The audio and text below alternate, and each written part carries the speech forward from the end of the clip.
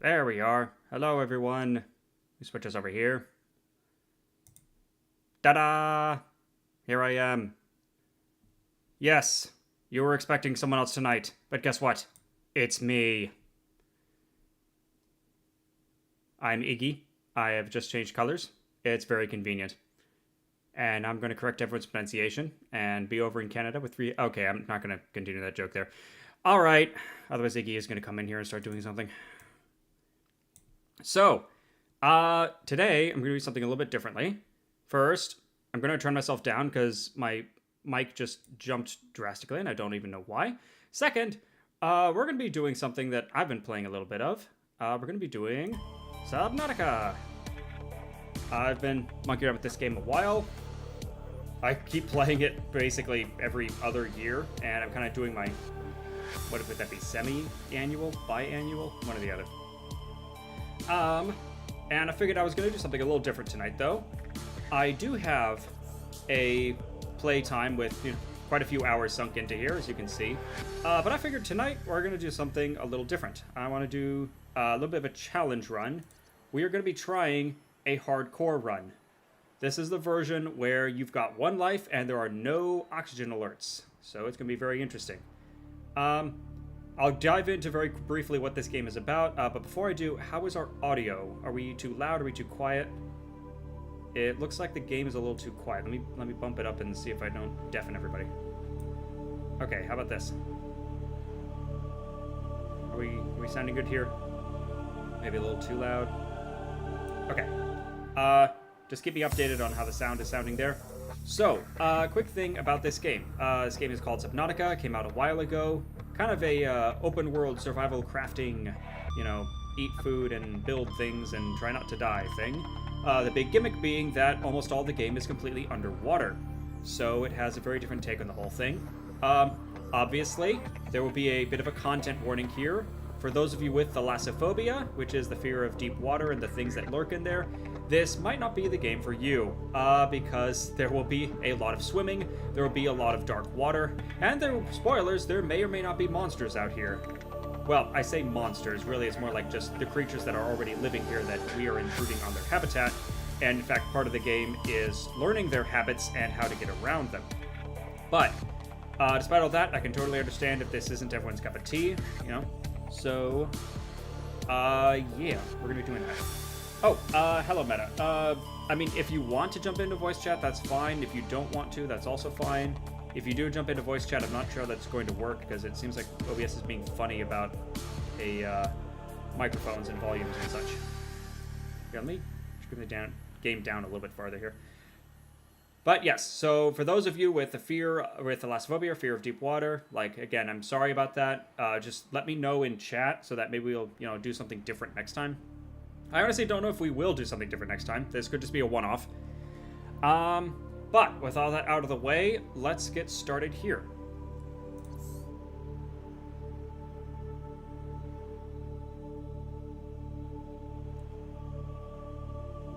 No looting.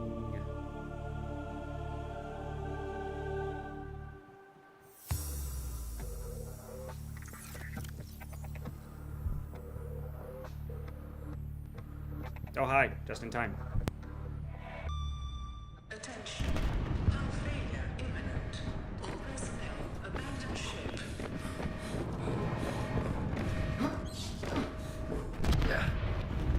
Launch in 3, 2, 1.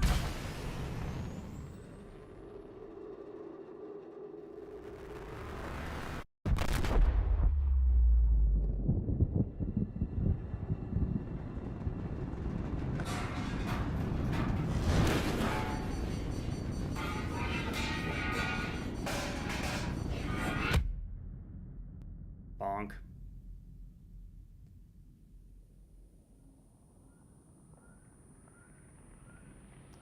Typical day on the job.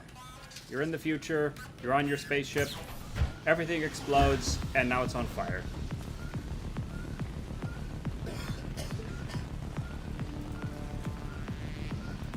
I mean, it could be more on fire. First thing I'm gonna do, put out the fire. Because we do want our place to be not on fire.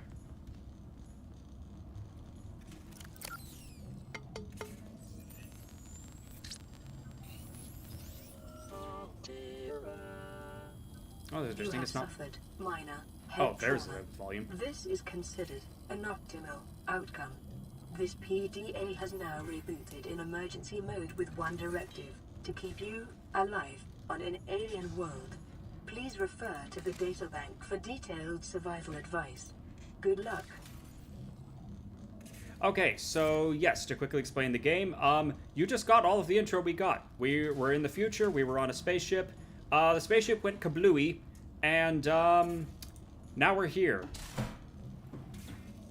The rest of the lore will be filled in as we go. Yay! The Aurora suffered orbital power failure. Cause unknown. Zero Right. human life signs detected. Ah. So yes, there's our ship. Needs a little repair. But I'm sure we can deal with it. So, meanwhile, home sweet home.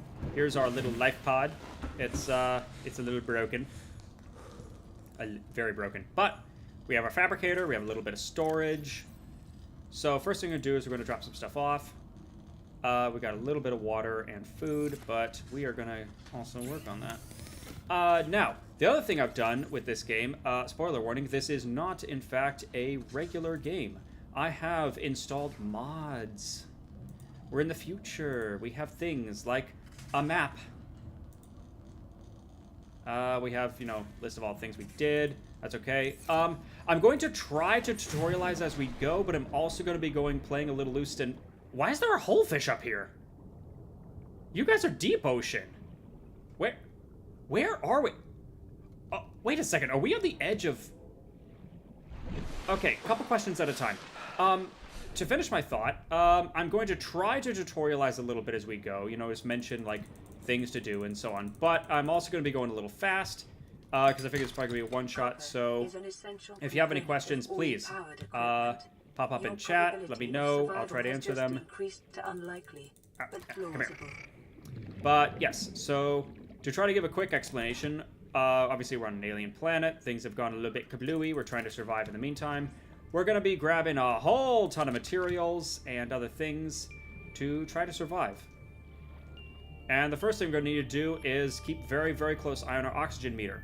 So, in the normal version of the game, you will get warnings at 30 seconds of oxygen and at 10 seconds of oxygen to remind you to get to the surface before you drown. Since we're in hard mode, we don't get that luxury. So, yeah, there's a very real chance that this run is going to end just because I drown. So, that's a possibility here.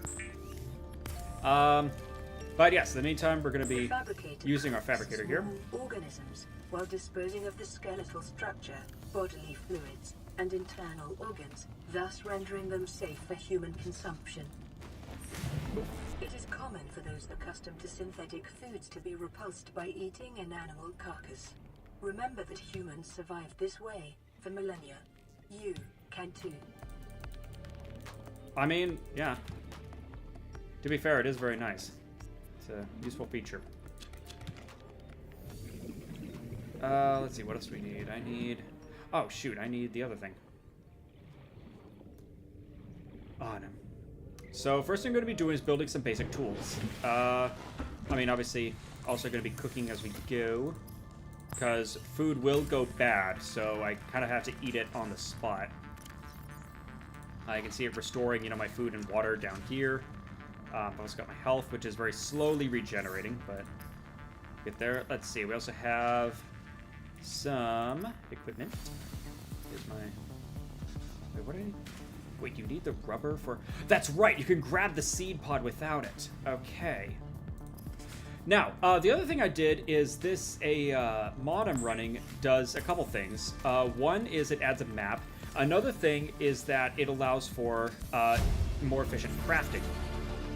New blueprint acquired. So normally there are a lot of items where, say, this high capacity O2 tank, it takes glass. Well, you fabricate glass from over here in resources from quartz. So you'd have to fabricate the quartz into glass and then go into the second part of the menu to use the glass, blah, blah, blah. The mod says, heck with all of that, let's just have you able to craft everything all the time, and the mod will automatically take care of those secondary steps for you. So in this case, instead of needing 2 glass, we can also just bring 4 quartz and let the mod do the work for us. Yes. Absolutely. And the other part of that mod is it also lets you craft from storage. Later on, we'll be able to make lockers and other things. So we'll be able to put things into lockers. Normally, you cannot craft directly from storage. You have to take it out of storage, get it into your inventory, bring it over. Blah, blah, blah, blah, blah. It gets very tedious, let's just say. So the mod fixes that by having you not do that. And it'll just draw directly from storage instead. So, the first thing I did is I crafted an oxygen tank, which gives us another 30 seconds of air, which is going to be very valuable, especially since, again, I need to be very paranoid about my air supply because I don't have any warnings. The second thing I'm doing is I went out and grabbed some seed pods.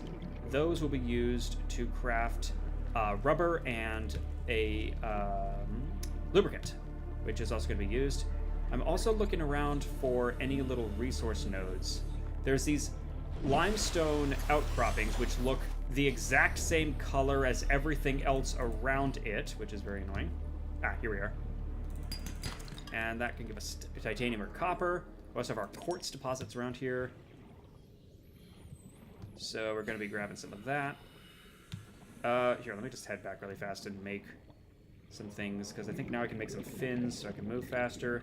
And I should be able to craft a survival knife, which is going to speed things up a bit, because that'll allow us to grab a few other materials.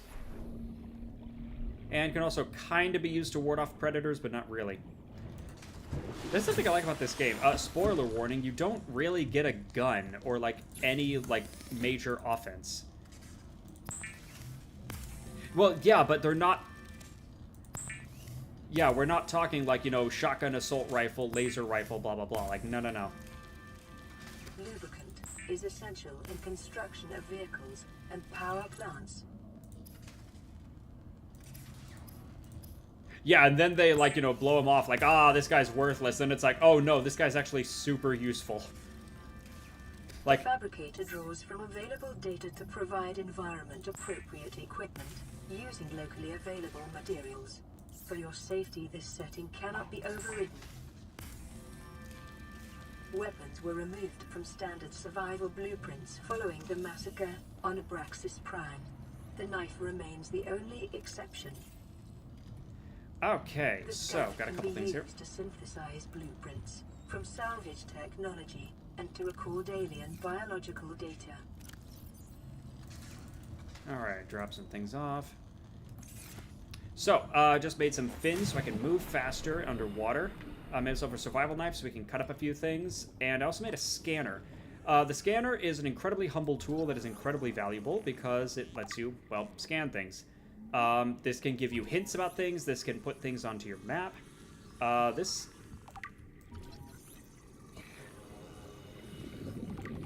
Mm-hmm. Mm-hmm.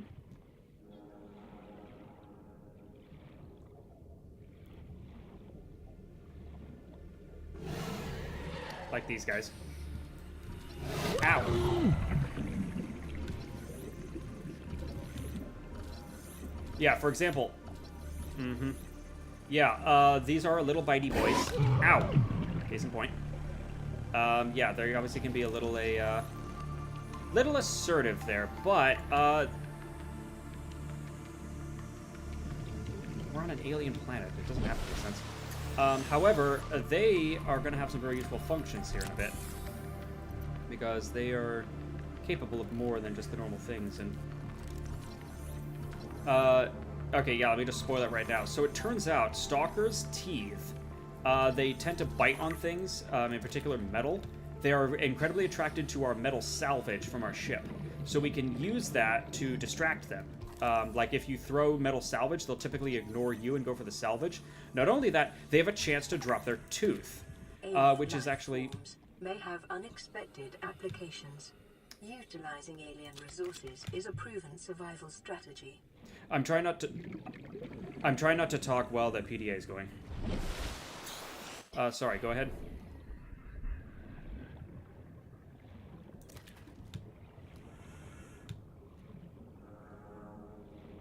extremely. They are your source of fresh water. Spoiler alert, they are full of water.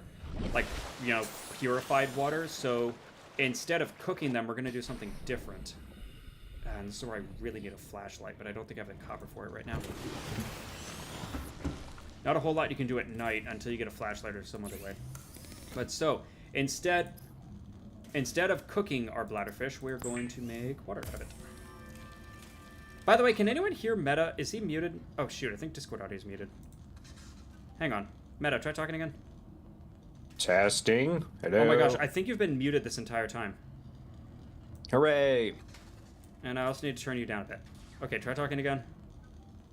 Still testing. Hello. Okay, there you go. All right, yeah, you're about on my level. Yeah. Okay, apparently you've been muted this entire time. Fantastic. Man, this is going to sound really weird in the VOD when I'm responding to somebody that no one can hear. Okay, well, good thing I figured that out now. It's always got to be something, huh?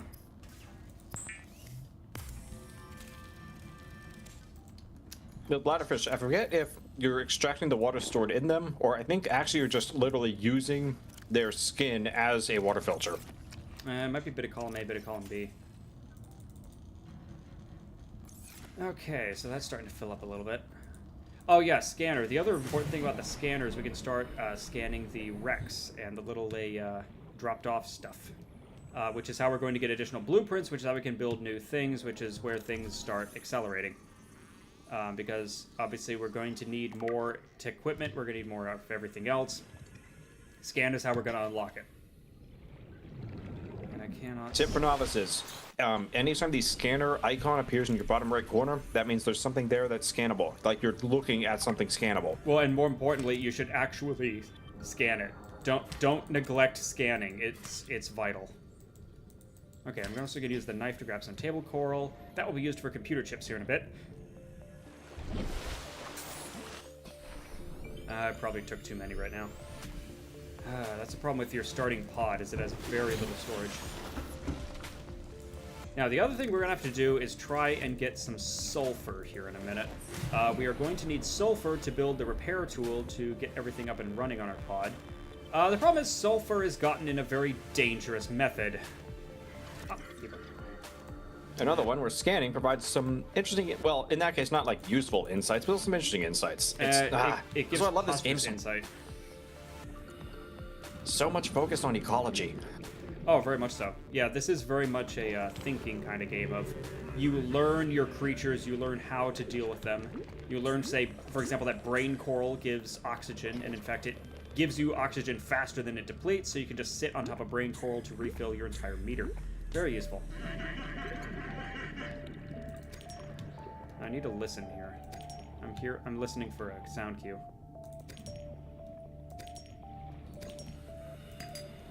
Detecting sulfur deposits in the local cave systems. Sulfur is an essential component of the repair tool. Shoot. Oh, they didn't actually... Shoot.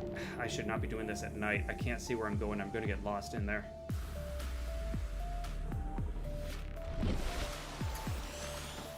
Okay, which direction am I? 90 meters that way. Where am I? Oh, I see. I'm northeast. Perfect. Okay. Yeah, again, this map is not here by default. Normally, your beacon manager just looks like this. Oh, that reminds me. I should change the color of my life pod. I like keeping it yellow so I can actually see it.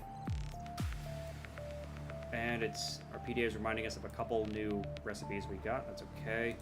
But yeah, your beacon manager normally looks like this. With the mod, I get a full map there, which is really handy. Now, all right, let me go back down here. We've got our gasopods here. We can ignore them. They're fine as long as we don't breathe in the gas. My concern is what's lurking in the cave here. Yeah, there they are. See that little note on the wall? That is a friend. Approach the friend. Crap, ow. So those are little suicide bombers. They explode, but they give us sulfur. Yeah, it's not like they hit that hard as long as you're smart enough to swim away from them the second they trigger. If you're point blank to a blast, that's 50% of your health. And the hitbox. And on you this weren't. You planet only is took really like weird. 5%. Well, yes, but the point is, if you're not ready for it, and they go off in your face, it's really bad. Like that. Oh, also oxygen. Again, it's going to be a recurring thing. Increased local radiation levels. Trend is consistent with damage to the Aurora's drive core sustained during planet fall. Yeah, if a crash fish goes off in your face, that's probably half your health bar right there. So be careful about that. Again, you have to don't go in until you have fins, because then you can move. What is it? What is it scanning? The scanner icon was in the bottom right, but there's nothing to scan. Okay, whatever. Crap. Ow. Yeah, see, there went a quarter of my health. Other tip about swim speeds, by the way. You swim faster if you don't have anything in your hand. So if you're not actively doing something, put your tool away. You'll move quicker. Getting to the surface of the water. It switches from doing a breaststroke to like a regular swim. That also boosts your speed. So that's handy. By regular swim, you mean front stroke. Whatever. Also, oxygen. Yes, you've got an oxygen tank, a slot in your equipped inventory. That does reduce your movement speed, but not by a bunch. If you have a tank in your regular inventory, that slows you down a lot more. So generally, you only want the single tank equipped, just so you don't get too slow. Fins, of course, will increase your movement speed, and we'll get a better one later. And in the meantime, let me cook up these idiots. And let's see about that repair tool. Yes, we do have enough for that. Perfect. That will be handy. Wonder what else we can make. Flashlight, yes please. See, and again, it automatically used our copper and shrooms to make the battery. It automatically used the quartz to make the glass, and then it put it all together into a handy-dandy flashlight for us. Very useful. That's one reason I wanted to start over, is I was like 10 hours into my other playthrough when someone was like, yo, there's mods for this, and I'm like, what? And I'm like, dang, I wish I had these from the beginning, because those are really useful. Another little tip. If you holding a tool, you move slower. However, breaking those limestone rocks normally takes, I think, 2 or 3 clicks. If you're holding a tool, it only takes 1 because you break it with the tool. Yeah, but that's not... I don't know. Personally, that's not a big deal for me, because you can just triple click really fast. Alrighty, we've got a repair tool, we've got a flashlight, very useful. Let's get some stuff repaired with our repair tool. Oh, another trick. This is so cute. Well, it's just real. Actually, I'll just wait. He's gonna talk. Lifepod secondary systems online. Running full environment diagnostic and outputting results to databank. Oh, there's a crash fish right here. Fantastic.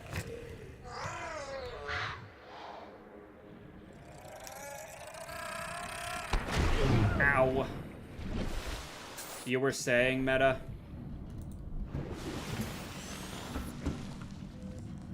That wasn't too bad. Whatever. Pro tip for new players, by the way, there's a thing called a medical kit fabricator right here. Learn it, love it, abuse it.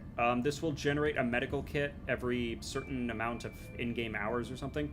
Yeah, that's how you stay alive, because that's what gives you your med kits, which keeps your health up. You can also craft medkits. It's just a bit of a crafting process. Well, actually, not really. Because it's just fiber mesh. They removed the bleach component. You don't need bleach for a medical kit anymore? No, it's just fiber mesh, which is just from the creep vines outside. In fact, I should probably get some. Oh, our radio's blinking. This is Aurora. Distress signal received. Rescue operation will be dispatched to your location in 9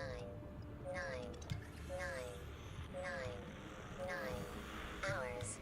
Continue to monitor for emergency transmissions from other life pods. Yeah, spoiler alert, the rescue ship is going to be a minute. New blueprint acquired. Yeah, there we go. Alrighty, we got some fragments. At least you can count while you wait. So, fragments. Again, with our handy-dandy scanner, we can scan these fragments, and if we get enough pieces, we can put something new together. Like that. New blueprint acquired. And every time you do, it'll play that dramatic music. Duh. Which is really funny when you unlock, you know, like a trash can or something benign. Mundane? Mundane, that's the word I'm looking for. Oh, shoot. Speaking of unlocking things, another really cute thing is every time you have a tool for the first time, activate it. There's a separate animation for your character the first time they pull out a tool, where they're like playing around with it a little bit. Aha! See, the stalker grabbed the metal salvage. They really love that stuff. And if we're lucky, They'll fight each other over it. Hello! Ow. Okay, trying not to get bitten, but gimme. Oh man, there's 3 of them. Yeah. Okay, I think I heard that gling. Yeah, if you hear that glings, like that high-pitched, like shiny gling sound, when they pick up salvage, that means they dropped a 2. Like that. Okay, good news. We have enough stalker teeth for the next month. Life on this planet grows in unusually distinct and diverse ecological biomes. Further study recommended. Yeah, we will need stalker teeth for a material called enameled glass, which is not... generally, it's more like a mid to late game-ish material, so we're not going to need a ton of it. But it's going to be real darn handy to have. Also, yeah, check a look at these boxes. Typically, these boxes contain fragments. Ow. Excuse me. Thank you. Ooh, salt. That'll be important. Need that for a bit of stuff. Dooby-dooby-doo. The other really cool thing about this game is fragments never go to waste. So, like, we already have both the fragments we need for the Sea Glide. There's actually way more than 2 fragments for the Sea Glide in the game. However, all of the other fragments, if we scan them, will instead be converted into free 2 titanium. So, all future fragments become 2 titanium, which is going to be really useful because we're going to need about 1,000 titanium by the end of the game. So, I really appreciate that, where instead of having to go to this one exact spot in order to find this one exact fragment, you know, the unique only fragment in the game, nah, you can just go wherever. Honestly, I stopped picking up salvage after a certain point in the game just because I get so much titanium. Ah, shoot, we don't have enough copper. See, I haven't been breaking the thingies to get copper. Oh, speaking of which, what else are we missing for the habitat builder? Tools. Oh, shoot, we need computer chip and wiring kit. Okay, that's gold and silver. That gold, silver, and lead is all from something called sandstone deposits, not limestone. What we've been working with here are limestone outcroppings, which can contain titanium and copper. What we need are sandstone fragments, which contain lead, silver, gold.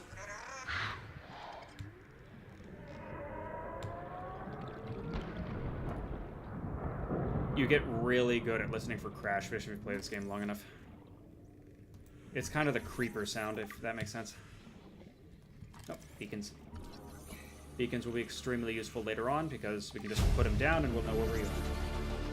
New blueprint acquired. Very useful for marking bases. Mm-hmm. They're also cheap later on. Right now, copper is too valuable to waste on them, but later on... There's another stalker tooth!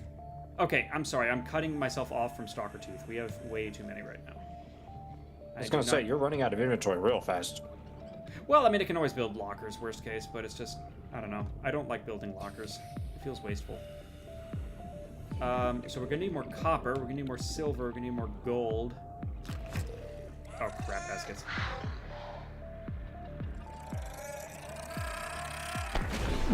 Typically, if you have fins on and you swim directly away from a crash fish, that should be good enough to outrun them. Copper, come on, give me copper. I'm trying to remember, actually, I don't think we need sulfur for anything except the repair tool, so I don't think I need to pick up anymore. Although I guess one more wouldn't hurt. I'll probably just build a waterproof locker for now, because heck this. I don't like doing it, but sometimes we have to do things we don't like. That's how life works.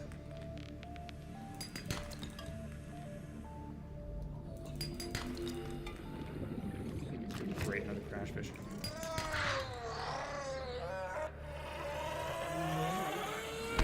Ow.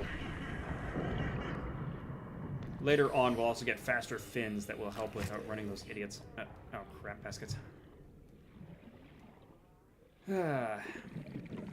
Okay, well, the good news is we have enough copper. For now. Yeah, and I'm just going to build a waterproof locker. This is dumb. Because I'm also going to need to go mining for sandstone, and that's going to fill up my inventory even further. Well, maybe. Okay, grab trap. New blueprint acquired. The grab trap is a funny little tool. What it does is you put it... Short-range scans suggest this biome supports extensive biodiversity and connects to a number of small cave networks. Yeah, so... Grab trap is a little weird one. What it does is you place it just in the water, and any small fish that pass by get kind of, like, stuck nearby it. So it can help with hunting, because you'll just come back to your base and there'll be a bunch of, like, you know, the bladder fish for water and the other fish for food just stuck to it, so you can just grab them. I might build that eventually. I think this is... Yes, here's our money. This is sandstone. If you play the game long enough, you'll be able to recognize each type of outcropping just based on what it looks like. Okay, so that got us lead that's not super useful right now. Ow. Excuse me. Now, the trouble is sandstone is finding the darn stuff. Cause... Oh, grab it, right? Hey, Jay, you're in the game. No. Jay, come back. I forgot they could be that fast. Yeah, they can move in bursts. Now, sandstone is a bit of a pain in the butt, to be honest, because it's typically found...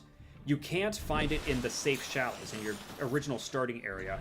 It's typically found in these kelp forests, rarely, and also out here in the... I believe it's called blood kelp.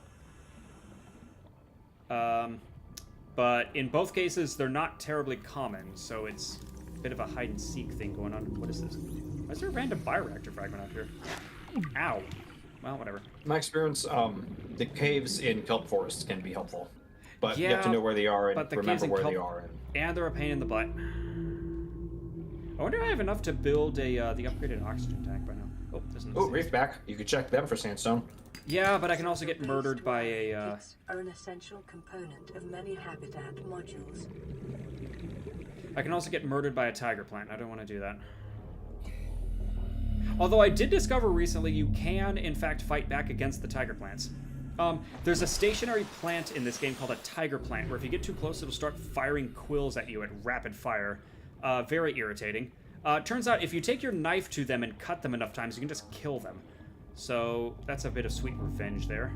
But I don't feel like doing that right now. Everything in the game will die to the knife. The only question is how many hits it'll take. Yeah, sure. Okay. Yeah, let's go with that.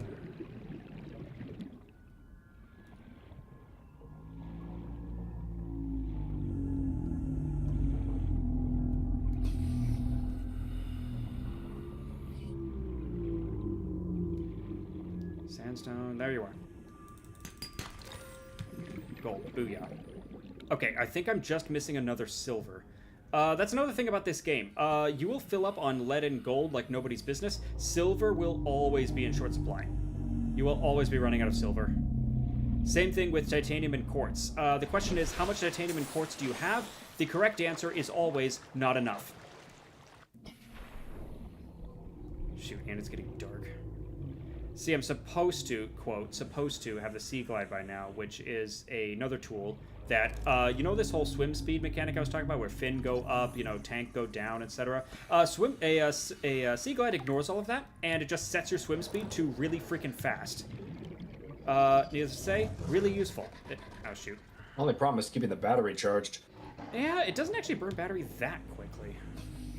And, like, worst case, you can always just swap the battery out. Hello! That's a shale outcropping. I didn't even know you guys could be out here. Booyah! Yeah, shale is normally not found until, like, way deeper, and, has some really valuable stuff, like lithium and diamonds. Fun fact about this game, diamonds are practically worthless. Well, rephrase. Diamonds are incredibly useful for a few very specific things, but you will usually end up with an entire locker full of the stupid things by the end of the game because you will run out of things to do with them. Lithium, on the other hand, how much lithium do you have? The correct answer is not enough. You will always need lithium for everything. Where am I? Is this still blood kelp? Or blood fields, whatever these things are called? Oh yeah, I should also probably explain biomes. Subnautica runs on a biome system, where parts of the map are segregated into different biomes, and certain things spawn in certain biomes. So part of the game is memorizing which biomes are where. This game is partially randomized, so within each biome, not everything will be in the same place every time. However, the biomes are always in the same locations, and at the same depths, and so on. So you can definitely learn where they are and use that to your advantage. Okay, I should probably get back to base and grab the medical kit and grab some food and water. I'm starting to run out of that. Because we have wandered quite a distance away. But, oh yeah, man, my map is working. I think I can switch it to biome. Yeah, here we are. So in the biome view, gray is safe shallows. That's our starting area. Green is kelp forest. That's the first area with the stalkers and the aforementioned kelp. Red, is it called blood fields? I want to say it's called blood fields because of the red grass there, which is a little deeper, and it's got our stupid biters and sand sharks, which are extra chompy boys. But it also has the chance of getting sandstone. Now, for our tool, yeah, see, we only have a single silver. The wiring kit that we need for the habitat builder takes 2 silver, not 1. So we are lacking in that part. We also need more lead, because I only found a single lead so far, and I'm pretty sure I'm going to need a second one here in a hot second.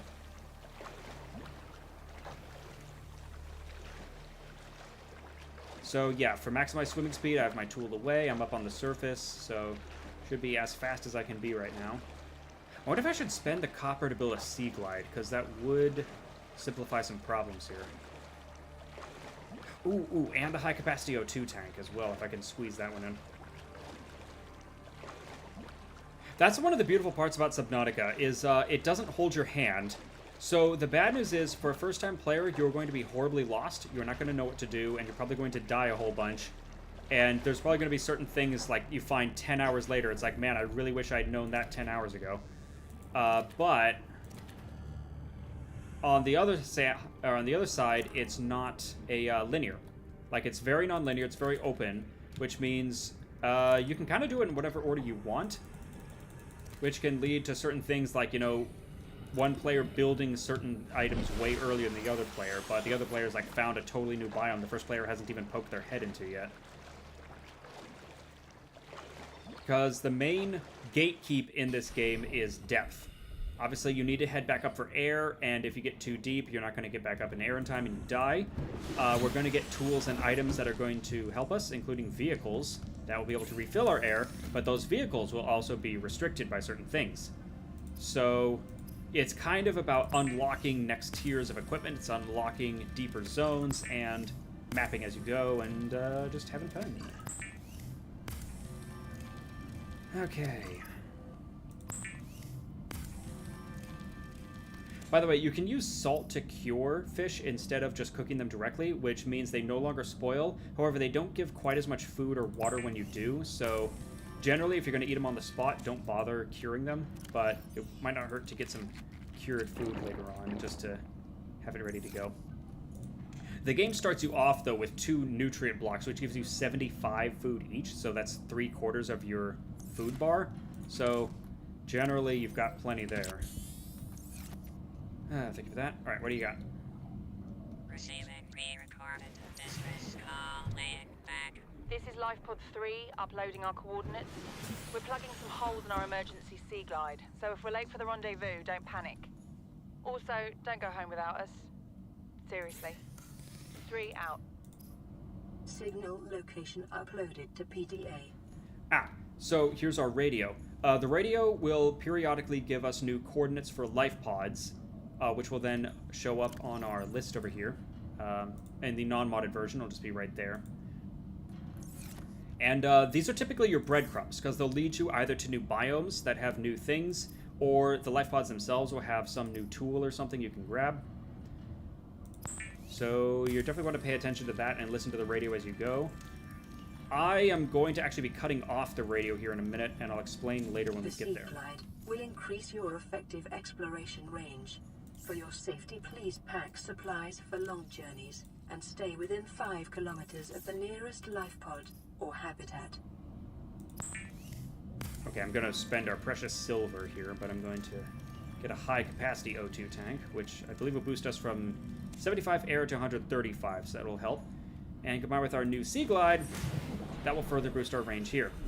So while you've got the Sea Glide out, you zoom. Way. Very useful. And yeah, it's got a battery. Eventually the battery will run out. Ow. Thank you. But, hey, while you got it. Whee! And obviously we can build replacement batteries later on to just keep swapping the batteries out. And we'll just be hanging on to dead batteries. Now, yeah, I believe I can just... Oh, it also gave us the rebreather. So the rebreather is an equip slot on your head. As we get deeper, the oxygen flow will go faster. Like our 135 seconds of oxygen will become a lot less because of depth and everything. Rebreather prevents that. So that'll be extremely useful for later on. But we don't have the wiring kit to spare right now because I really want a habitat builder. So, let me just make a couple med kits there so that I can heal myself if we don't die. And we're going silver and lead hunting. So, trying to find those stupid sandstone deposits. I think you can also find them in the safe shallows. In the cave networks in the safe shallows, there's certain kind of nooks and crannies you can get into where they snuck a few sandstone deposits in. But good luck finding those. Yeah, we still got tons of copper and titanium, so we're kind of good on limestone right now. Oh yeah, I should mention the Sea Glide comes with a built-in flashlight you can turn on and off. It also has a topographical map you can turn on and off in case you're looking for a cave network or just got lost in a cave network. Ah, there's more limestone. See? Oh, creature egg. So you can find creature eggs, which we can use much later on to hatch creatures. But that is a later us thing. That is not now us thing. Instead, we're on the hunt for sandstone, please. Oh, it's the Gary fish. Yeah, that's another thing when you're playing Subnautica. Keep an eye out for on the bottom right for that scanner icon, always. Because the first thing you should do when you encounter a new thing is scan it. Like, we're going to be doing the Metroid Prime thing. We're doing the Pokemon thing. It's, yeah, you need to know what you're going up against. Okay. Oh, another fragment in here. Ooh, mobile vehicle bay. What do we do? That will be handy as a surprise for later.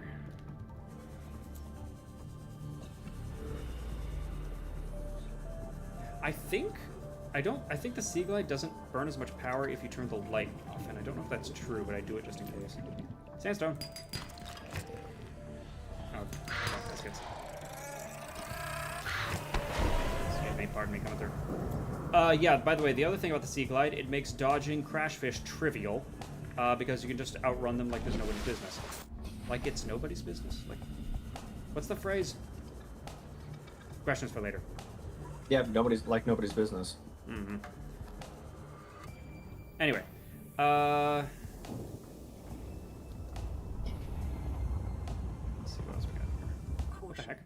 Continued degradation of the Aurora's drive core may result in a quantum detonation. Continuing to monitor. Well, that sounds lovely. Who doesn't love a good explosion? Underwater sea vent. It gets really hot. This is a free place to find cooked fish, because they will get, cooked. There is some sandstone down there. I'm a little nervous about going down to get it, though, because I'm pretty sure I'm going to die. And this is a hard mode run, so I don't want to test that right now. New blueprint acquired. Ooh, mobile vehicle bay. That'd be handy. You need the mobile vehicle bay in order to construct the larger vehicles in the game.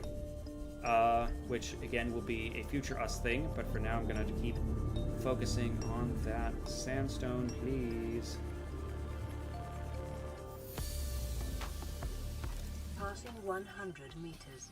Oxygen efficiency decreased. Ah, so that was oxygen efficiency thing I was talking about with the rebreather. If we had the rebreather on, we wouldn't have to worry about that. But we don't, which means if we go below 100 meters, our oxygen starts burning faster than normal. Ah, see, there's all this tasty, tasty salvage here that I'd love to pick up, but I really don't have the inventory for it. And I just keep getting lead and gold. There's nothing in here but worthless gold. And it's all yours. Oh, hey, I was just talking about tiger plants. I have to kind of circle strafe here. See how it keeps throwing quills out every, like, second? Really annoying. But hypothetically...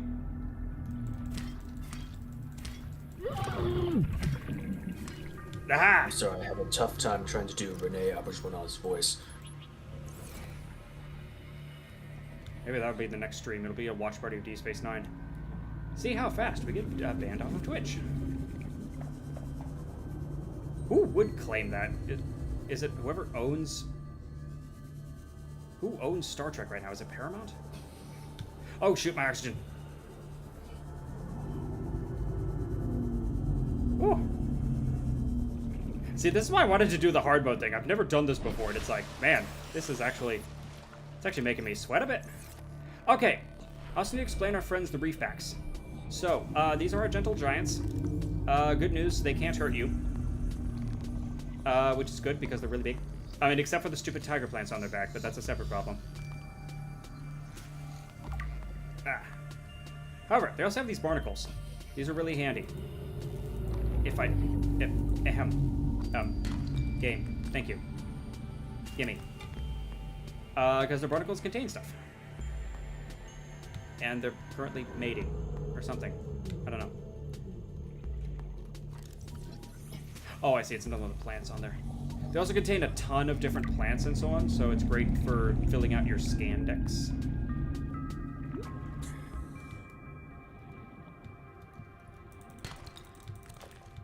Holy, that was silver. Thank you. Yeah. See? Tiger plant, just like I was predicting. But, yeah, that was silver on there. That's really useful. Is that 2 silver? That's 2 silver. Sweet. Let's head back. And we also have 3 lead. Okay, I'd like to get a 4th lead if possible, but I don't know if we can swing that. Let me just dive down here real fast and try and grab that.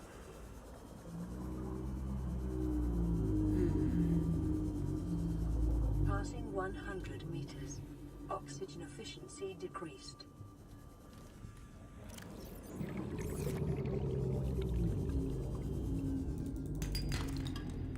Booyah, 4th lead. Okay, that will help significantly. Ooh, what's all this? Ooh, more bioreactor. Cool. New blueprint acquired. Ha! And see, right after I got the bioreactor, there was that other fragment, and when I scanned it, I got 2 titanium out of it. Very handy. We're running out of inventory space. Let's skedaddle.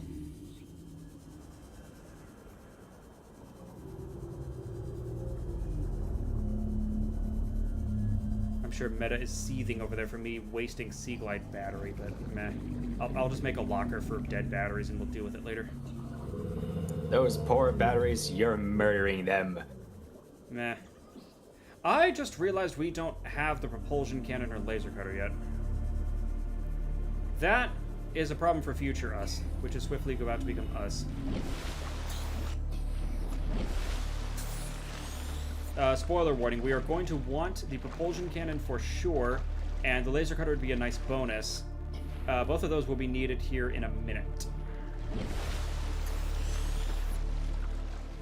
Man, I wonder if I can swing this on stream, because if I can do that thing on stream, that would be a speed run for me. But first, we need to get Home Sweet Home set up. That reminds me, can I build a compass? Do I have the blueprint for that already? Or is that... That might be a thing I need, like a fragment or a data box I need to grab in order to get that blueprint. Oh, radio's blinking again. Radio. Playing pre-recorded distress call. This is Ozzy from the cafeteria. What the hell, guys? They didn't warn us this might happen. Our pod was almost crushed by this Seamoth Bay on the way down. Now we're hanging on the edge of a cave system, and this grim-looking snake thing's trying to eat through the hull. Come get us already. Signal location uploaded to PDA.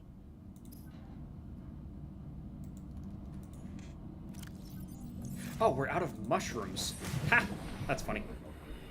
I was like, why can't I build the habitat builder? And it's like, oh, you can't build the battery. Why can't I build the battery? Let me just grab a bunch. There we go. So, yeah, we got another radio distress call, which means another ping on our map. Oh, no, it's not on our map. It got moved to our databank. Hang on, let me clear out these first. I always hate it when stuff flashes like that. Oh yeah, you can always pin recipes if you want, so you can keep track of ingredients needed. Deal with that in a minute. Man, I could build a bioreactor right now. That's hilarious. So from this radio signal, we did not get a signal directly. Instead, there's going to be a clue in our database log that we can use to try and find our unfortunate cafeteria man. It's buried somewhere in our database. I'll get there in a minute. But first... Yes. The mod just does everything for me. Oh, this is fantastic. The 2 is designed to construct habitats capable of withstanding extreme environmental conditions. So, this is the habitat builder, and this is where the game really starts exploding. Because with this, we're going to be able to do shenanigans right as everything goes dark. Okay, that's irritating. Oh well. So, the habitat builder is where you can actually start, well, building. Really freaking useful, needless to say. So, let me start off with a foundation. This game has a mechanic for your habitat building where there's something called hull strength. Most things you build will reduce hull strength. A couple key components will increase it. If your hull strength goes below 0, your base starts breaking. Don't let that happen. So yeah, you're going to be careful about how much you build and how much you expand. The foundation is incredibly useful because it gives you hull strength. It gives you +2. So that'll buy us some time there. Unfortunately, we don't have any big rooms right now, so I'm going to have to make do with like a tiny little compartment right now until we get something more permanent. Congratulations, Survivor. You have exceeded your weekly exercise quotient by 500%. Data indicates that swimming was your favorite activity. Be sure to vary your routine for uniform muscle development. Thank you. Let's see, so we need that, so I'm going to build that. Always build a hatch, otherwise you're never going to be able to get into your base. And if I go over to exterior modules, we have our solar panel. We're out of quartz? Really? Huh. Well then. Well, I'll deal with the quartz in a second. For now, I kind of want some wall lockers. Warning, emergency power only. Oxygen production offline. So, yeah, obviously you're going to want power in your base. Once it's powered, we'll be able to get some oxygen in here. Most importantly, we have wall lockers, so I can start throwing all my stuff in here. Do. Fantastic. And eventually, don't worry, from such humble origins, our base shall become a thing of the gods. But that is a future us thing. Radio, what? There's a little icon in the top right of the screen to let you know another one came in. Playing pre-recorded distress call. This is Life Pod 6. I have a passenger on board. Coordinates attached. We've landed a kilometer from the crash site, but there's radiation in between us and the rendezvous. Request immediate assistance. 6 out. Signal coordinates corrupted. Approximate transmission origin recorded to databank. Yeah, there's that whole fish. Like, what the heck? I thought you guys were, way farther out. Oh, and I tell a lie that I think that... Did that everyone give us a... Well, somebody gave us a signal over there. Huh. Interesting. Not sure what's going on with all those. Let's recolor that. Okay, we need quartz. So let's go and grab some. And it's very dark. That's why we have a flashlight. And a sea glide. Aha! Stupid crash fish. Ah! Stupid crash fish.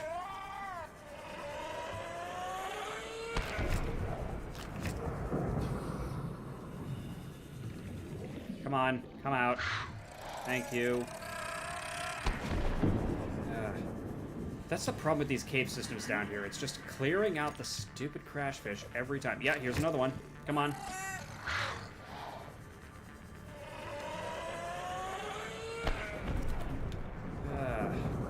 morning commute. Gotta clear out the daily crash fish so you can actually get in there and do the thing you wanted to do.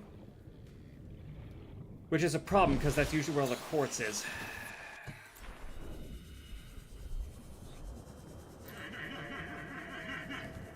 Oh, more titanium. Okay, now that I have a base with wall lockers, though, I'm going to be much more gung-ho about grabbing anything and everything. Well, maybe not acid mushrooms. We don't need too many of those, but... quartz, for example. Again, what did I say at the beginning? How much quartz do you have? The answer is not enough. And yes, as Meta was saying, if you're holding a tool and you come up to one of these, you just bonk it with one hit instead of taking 3. Personally, I don't see the big benefit because you can just rapid click 3 times, but I guess if you're really struggling with a repetitive motion, whatever the acronym is these days, could be handy. Copper. Not a whole ton of quartz. Well, oh well. And more importantly, we don't have propulsion cannon, or the recipe for the propulsion cannon. Ooh, just flew in front of me. Oh, Peeper! We need to scan a Peeper. Peepers are kind of the iconic fish of the game. They are the mascots. They're the mascot, more or less. Mm-hmm.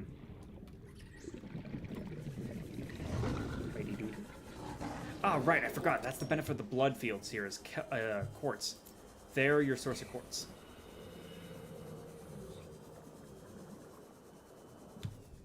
Okay, some oxygen.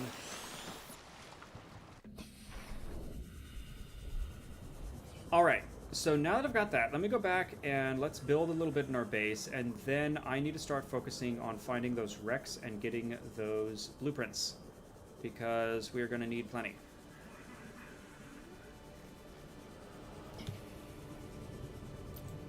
Where's our base? Here we are.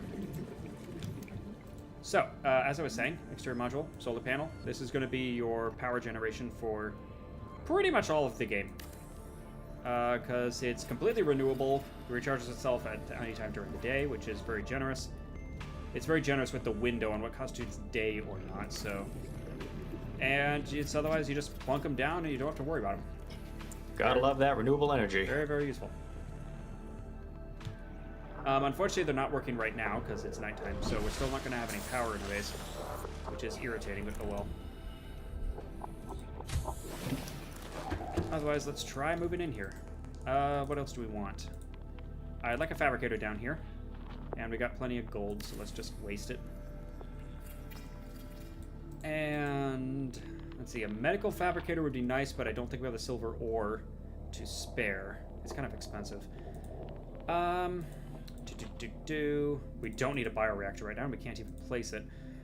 We're kind of expanding our base a bit, but let's start with this and see what we got. I do want another wall locker, though.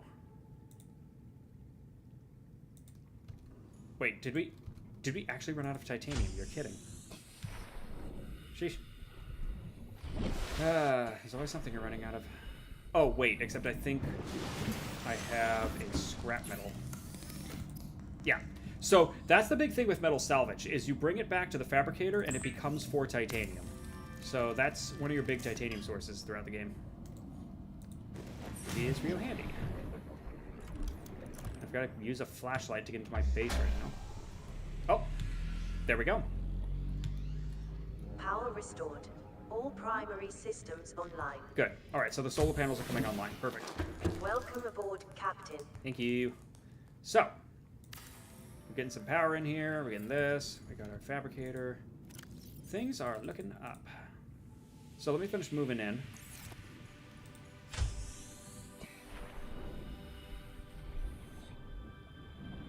Oh, right, radio. I guess I should build a radio down there just to have it. No, not that button. This button. Don't.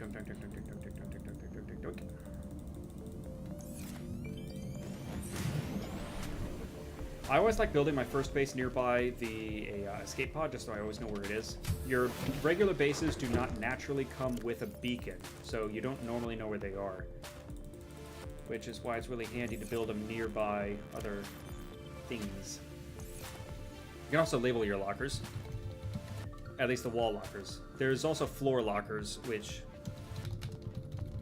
cannot be labeled, but they're also way bigger. Let's see, I'm gonna want to keep one of those on me. Let's plug you guys in.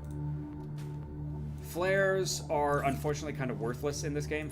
I think theoretically they can be used to deter certain predators, but darned if I know what they are or how.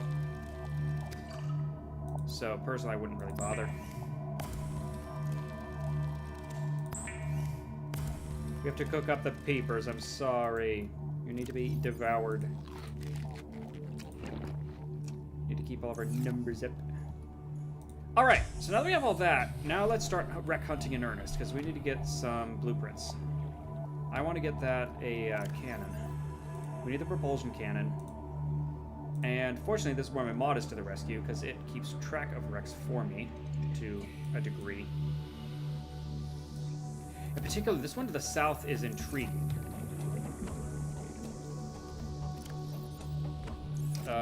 Which way south? The Aurora is usually to the east or northeast of your position, so I think we're going this way.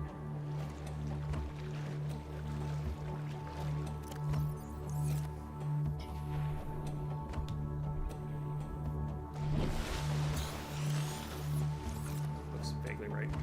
Does the Seaglide have... No, it doesn't have a compass built in by default. I'm almost wondering if I should dip my head into these other life pods, because I think one of them has the compass on them. And that would be handy. Because otherwise I'm just kind of wandering like this. Well, I mean, there's a surefire way to do it. I can click on the Rex. I don't think that does anything. I think that just kind of toggles whether I've collected them or not for my own personal notes. Oh, Gato! Hello! Oh, hydrate, stretch, and hello, posture. Gato. Thank you. Ow. I was shrimping. It's a bad habit. Hello! Yes. It was going to be Iggy tonight, playing Metroid Prime, and instead we're playing Metroid Prime, but wetter. But we still run around and scan everything, so it definitely counts. And where the heck am I? Okay, I've wandered off a bit. Okay, there's me. There's the vent. So if we go past the vent, kind of in a this ways direction, that should take us to the Rex.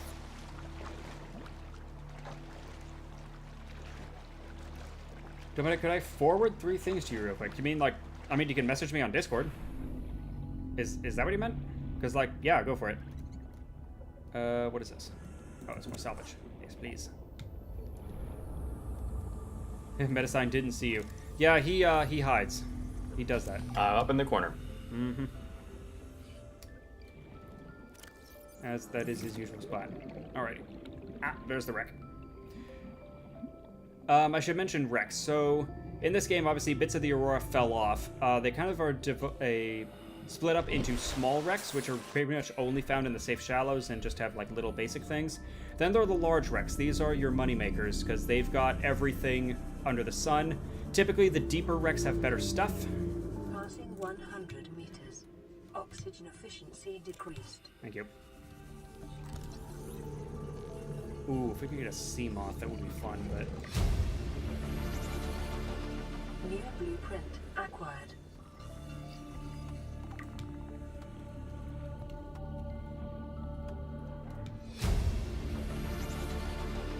New blueprint acquired. See, that's that thing I was talking about. Like, you know, done. You unlocked an entire new vehicle to zoom around in. And then, done. You unlocked a bar stool. It's... Hey, it's a pretty sweet bar stool. Treated with the same... Integrating new PDA data. Treated with the same gravitas. I mean, it is a pretty sweet bar stool, but, like, I'm sorry, it's a bar stool.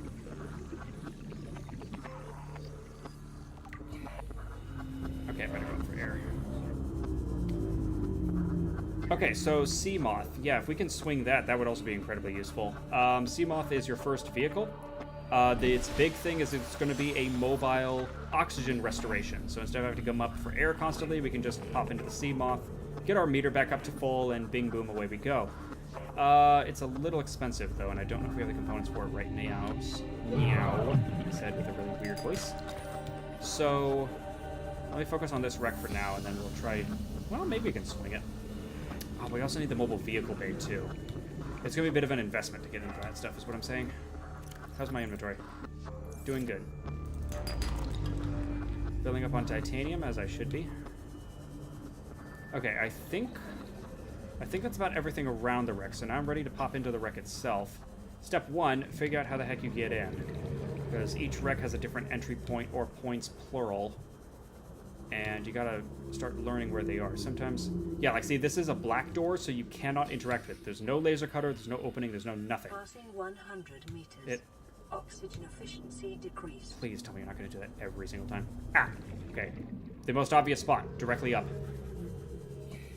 Every large wreck has at least one entry point. Sometimes it's a light-colored door that you just have to click on to open. Sometimes it's a slightly darker color, like kind of a grayish door that you have to use the laser cutter to cut into. Sometimes there's a little air vent that you have to go into and go Among Us style. Woohoo! Okay, get some of that. Ooh, is that laser cutter? Please tell me it's laser cutter. Game, no! Don't taunt me like that, come on! It's right there. Oh, that's just mean. That's cruel. Ah, see, that's what I'm talking about. That's a laser cutter door. Yeah, sealed door. So we need a laser cutter to get in there, but I don't have a laser cutter, darn it. Ooh, ultra glide fins. Don't mind if I do. New blueprint acquired. Okay, it's about to ding. Integrating new PDA data. Oh, geez, got the echo going on there. Ugh. Okay, I better go up. New blueprint acquired. Okay, so the other thing in Rex is you can find PDAs, which fills in the lore of the world and the world we're in. We can do some reading on that later if we feel any bored. I'm kind of trying to blitz right now. Ah, man. That laser cutter fragment spawned in a very unfortunate spot there, though, because I was really hoping to scan that, but oh well. I might just have to... Sir, are you alright? Do you need help? I think we found Iggy. Oh, shit. Ah. He's fine. Ah! Warning. We're good. Local radiation See? readings suggest the Aurora's drive core has reached critical state. Quantum detonation will occur within 2 hours. Oh, that sounds exciting. New blueprint acquired. Ooh, battery charger. Yes, please. That'll be incredibly useful. Hey, if we start getting dead batteries, we can start charging them.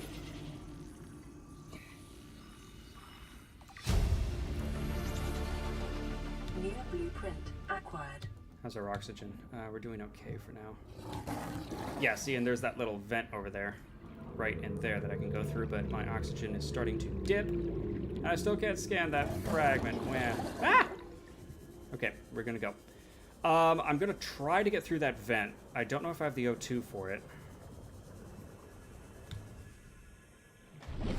Whew.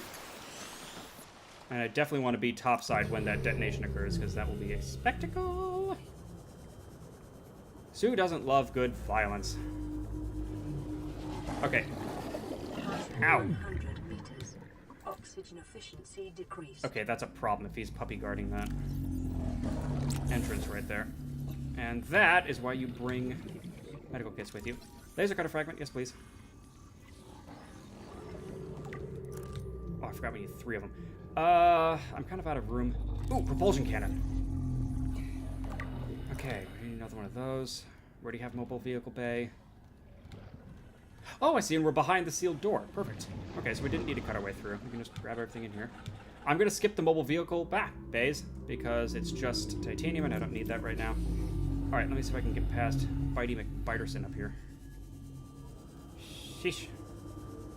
Okay, I'm going to declare that wreck done, because that's basically everything I've got there. But that was an excellent haul. So let me just go into my map and mark that off.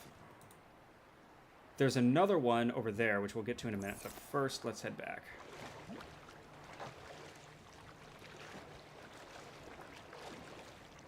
Boring, boring swimming. But yeah, Gato, how have you been doing? Haven't seen you on streams lately. I don't know if you've been busy or just a lot of stuff going on, which I can totally understand. I'm probably supposed to be doing other things tonight, but, like, I figured somebody should stream tonight, and I hadn't streamed in a while. And I also gotta make sure everything's working. Are you alright, sir? Do you need some help? Our little gooey things here. These little guys, by the way, floaters, they're totally harmless. And in fact, they can technically be handy, because we can pick them up and stick them to things, and it's funny. Although I don't have anything to actually stick them to right now, so I'll indulge that later. But yes, you want to be really funny, you find like a rock or a fish, and you can start sticking a bunch of floaters to them, and hilarity ensues.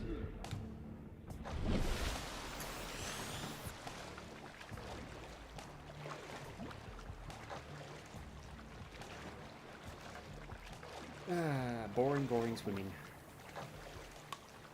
Ow.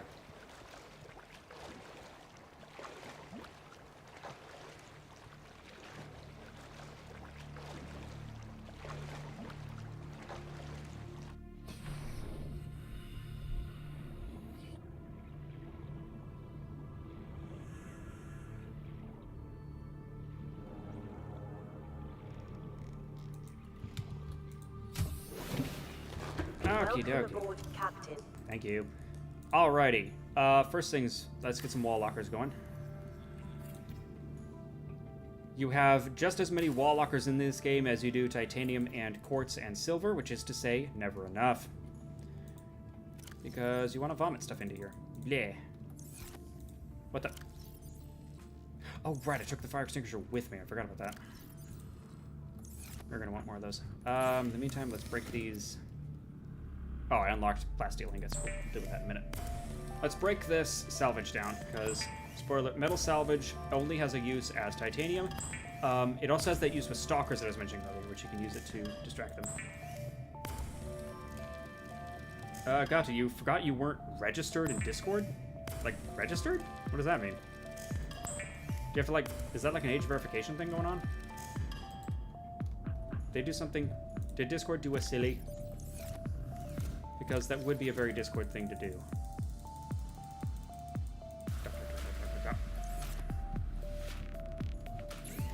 Alright, let's see if we can pull this off. Mobile vehicle bay. We're missing power cell. Because we can do the ingot. That one's no problem. Oh, you deleted the app and then reinstalled it. Oh, whoops.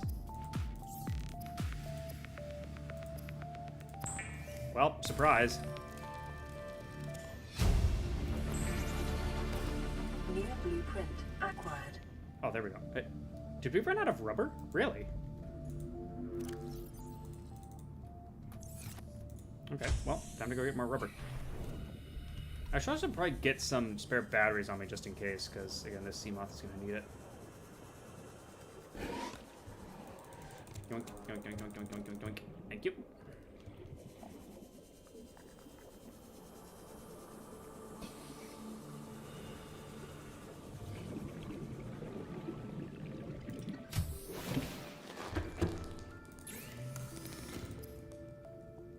Now, I'm gonna jinx things by saying this, and probably doing it already, but it's like...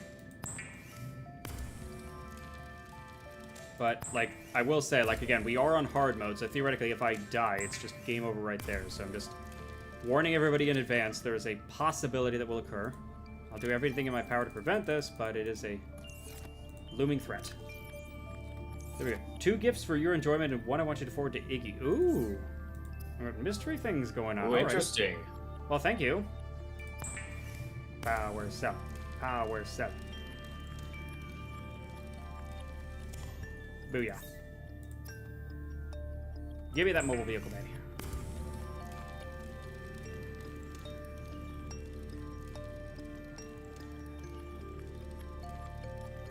You send the gifts to Meta too.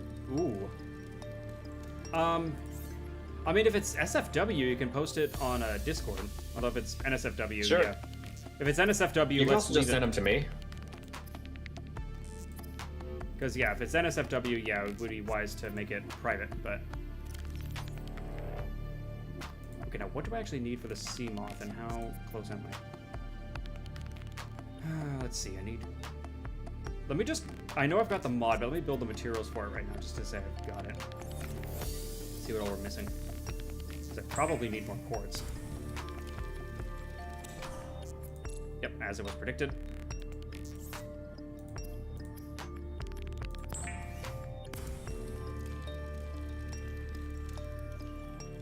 And another dang power cell.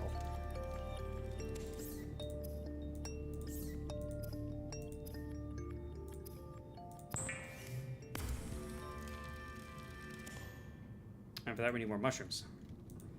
Okay, we're running out of everything here. I wonder if I can use dead batteries for this, because that'd be fun.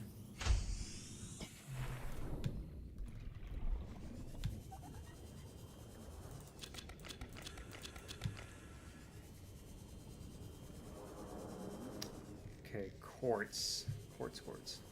That's in the blood fields, typically.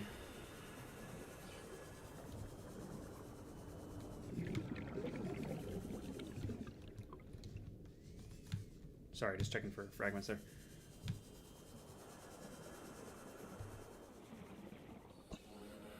The blood fields are directly east of us, really.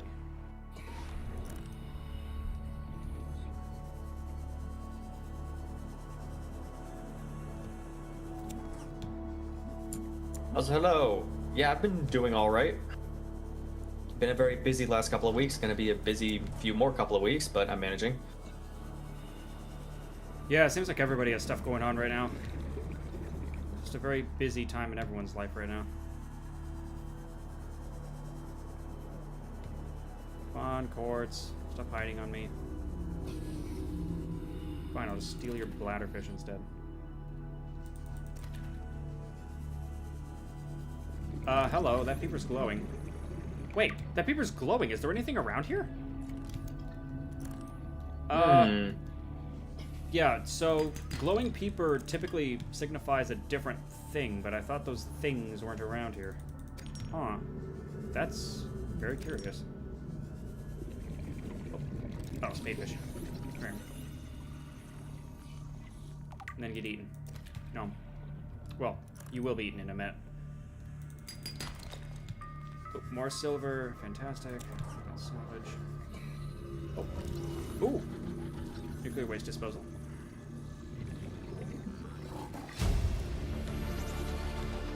New blueprint acquired. Okay, my fish. Could we not, please? I'm trying to scan. And find things. Not always successfully, but sometimes. That is... Oh, and you're also different. Man, we're getting all the special stuff right now. So, glowing peepers are one thing. Green-colored fish are also another thing. Yeah, those are... Oh, my oxygen! Ah! No! Wait a minute. Okay, I want to hold everything. Ahem. Sorry about that.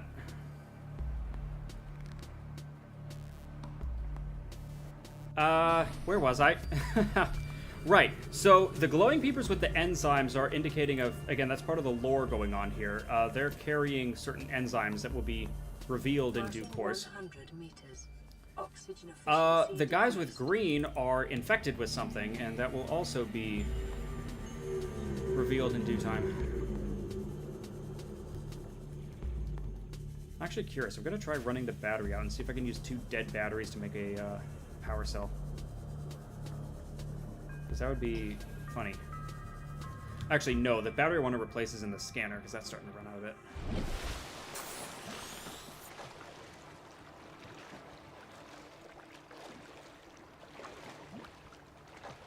Again, I'm sorry for the people who are kind of lore hounds, because I'm sort of glossing over all of the lore, and it's all hidden in the PDAs. I'm kind of trying to do a speed run thing right now, shall we say. So after that's done, we can kind of slow down, and maybe towards the end of the stream, we can just do a chill, like, read off the lore thing. Meantime, everybody else get in the lockers.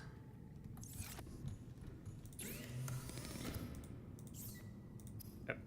Buttons. There we go. There's one drawback with this game. The menus are a tad clunky, but so it goes. All right, lunchtime. That's the funny part about the food and water. Your food can go over 100. Your water cannot. So figure that one out. Oh, well.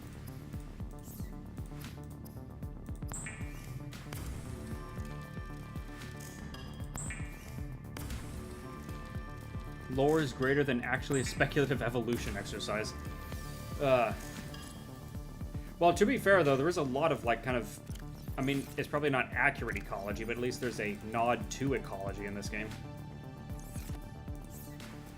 About, like, how things evolved and how they're operating and just all that fun stuff. Alright, so if I make another battery, and I swap out my scanner battery, and then I make a power cell, can I just...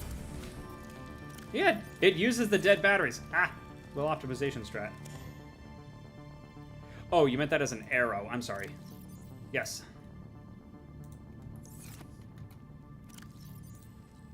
Okay, here, let me just pin the darn recipe. What do we got? Okay, I've got the power cell, I've got titanium, I've got one glass. We need another glass.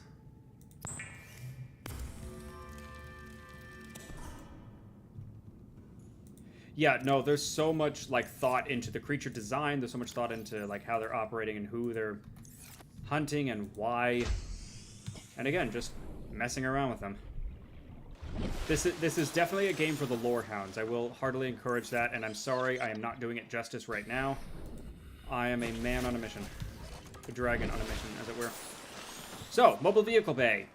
You stick it down, you climb onto it, and you have fun. Button. And hopefully nothing explodes while I'm trying to do this. Is a fast, safe mode of transport, but remember that swimming. Yeah, you have to be careful using the mobile vehicle bay. It can glitch out on you in a few spots. Well, I was also referring to the fireworks show here in a second, but yes, that works too. Oh yeah, weird thing with mobile vehicle bay. If you face it head on here, it's the climb option. If you want to pick it up, you have to face it from any other direction. Grab it. Put it back in there. And yes, we have our lovely, dovely Seamoth. Welcome aboard, Captain. Booyah. This thing is going to be incredibly useful. It's our little submarine. It's incredibly fast. It's come built-in lights, and we have infinite oxygen while we're inside it. It does have power. It has a power cell on the back here, so if that runs out, it's dead in the water. So I'll try not to use it too much right now. But that will be incredibly useful for these later things. Emergency. A quantum detonation has occurred in the Aurora's drive core. The reactor will reach a supercritical state in T-minus 10, 9, 8, 7, 6, 5, 4, 3, 2.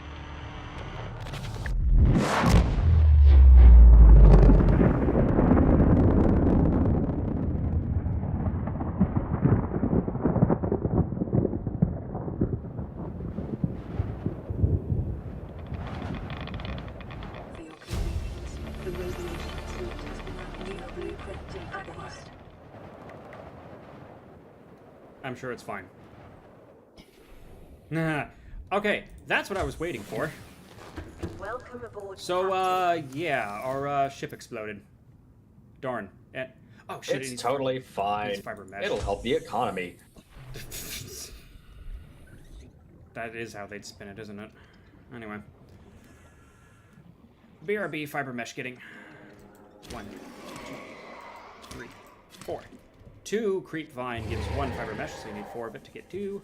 Fun fact about creep vine, it does get old, but even if it gets old, you can still use it for building, which is very handy. And if my mod is working, I should be able to just build this directly. Heck yes. Boop. That's why I wanted the extra lead, is I wanted to make sure I was able to build the radiation suit immediately.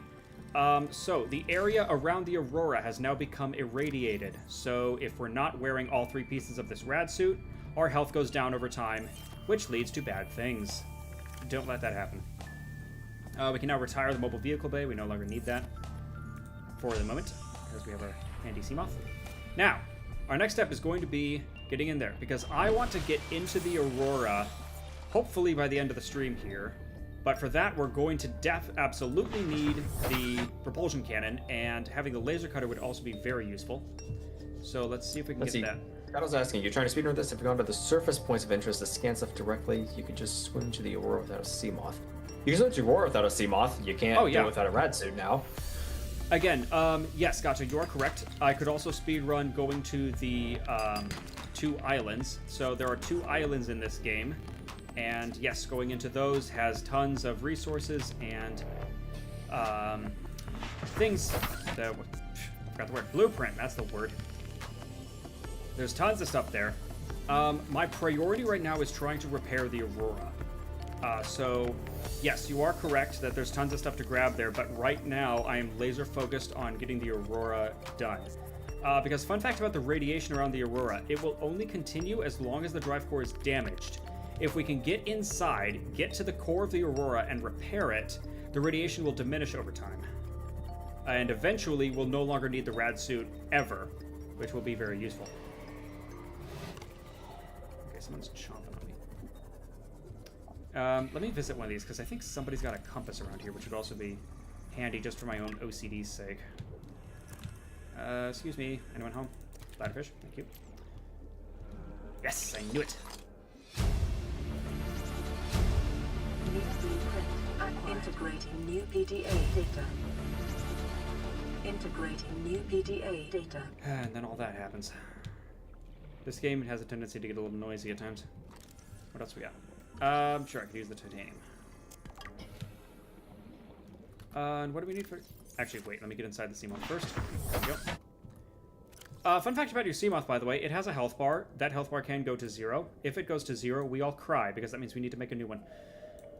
And what do I need for this? I need more silver! Wah! Wah!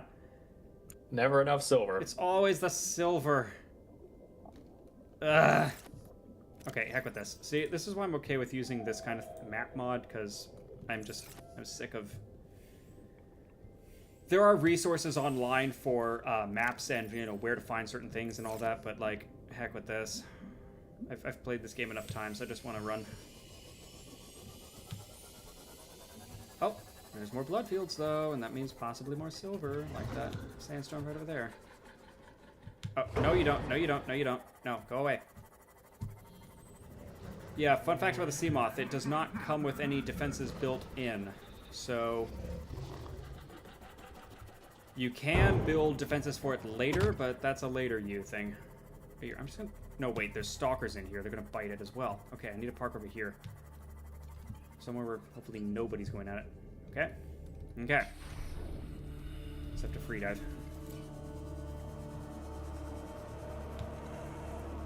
How's our inventory doing? Not much. Okay, cool. Let's grab some titanium over here.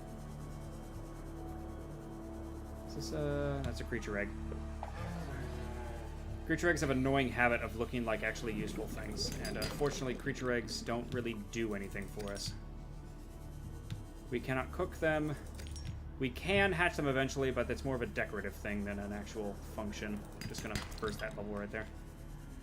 Irritating, but oh well. Come on, sandstone. I mean, I'll take limestone. Copper's always good, but kinda need sandstone.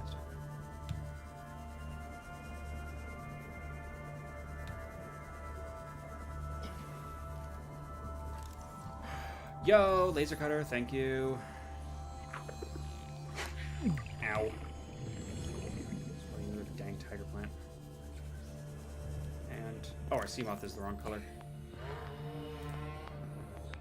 There we go. And we checked life pod 3. We can check that off the list. Yeah, that's another thing to keep track of is your beacon management. Turning them on and off as you need them, making sure to change the color so you can see the darn things. I got us saying, I think if you scan each type of deposit, it tells you what the loot box rewards of each type is. Yes, if you scan the deposits and then go into the data bank, it'll tell you, like, materials. Like, it'll tell you limestone the three different stone deposits. It'll tell you limestone gives titanium and copper, and it'll tell you sandstone can give lead, silver, and gold. It'll tell you shale can give lithium, diamond, and also gold, I believe. Ow. Oh, we're actually taking a little bit of sea moth damage by running into them. Whoops. Okay, where's that wreck around here? Is there a wreck around here? We're in a different part of the blood kelp fields, whatever.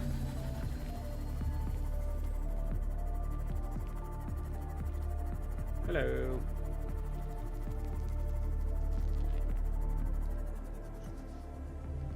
Passing 100 meters.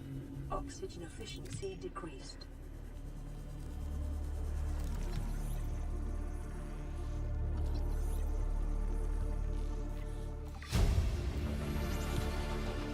New blueprint acquired. Awesome.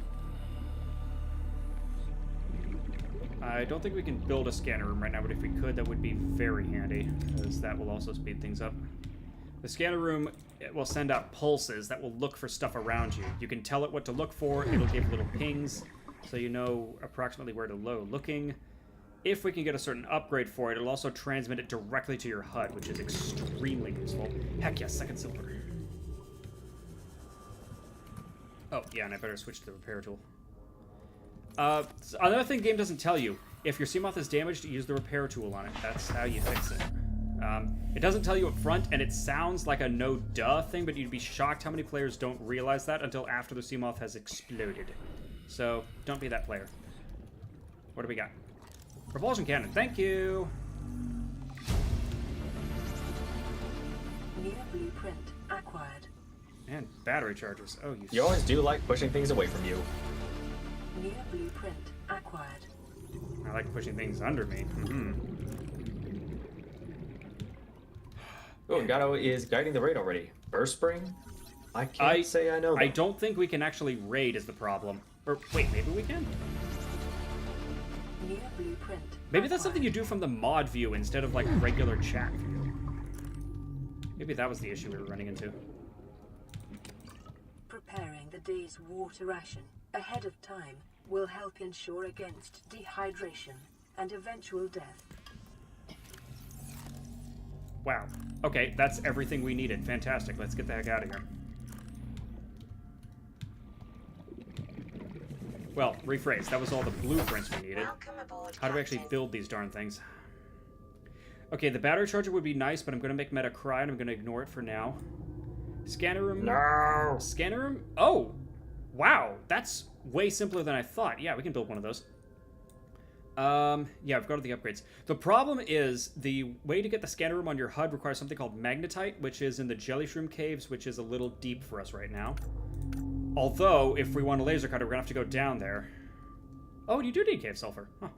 Yeah, I'm gonna nix that for now, because heck with that. Propulsion cannon, though, absolutely needed. And again, we just got the 2 silver for it, which I'm pretty sure is gonna be all that. So, I think our first Aurora dive here will be without the laser cutter, which means we can only do a partial dive. And Gato's saying you need to be the head mod and type the command. You need to have permissions from the main account. I think that permissions part is the problem. We have moderator permissions, but I don't know if that gives us raid permissions. Wait. There's a head mod as opposed to just mod? I thought all mods were mods.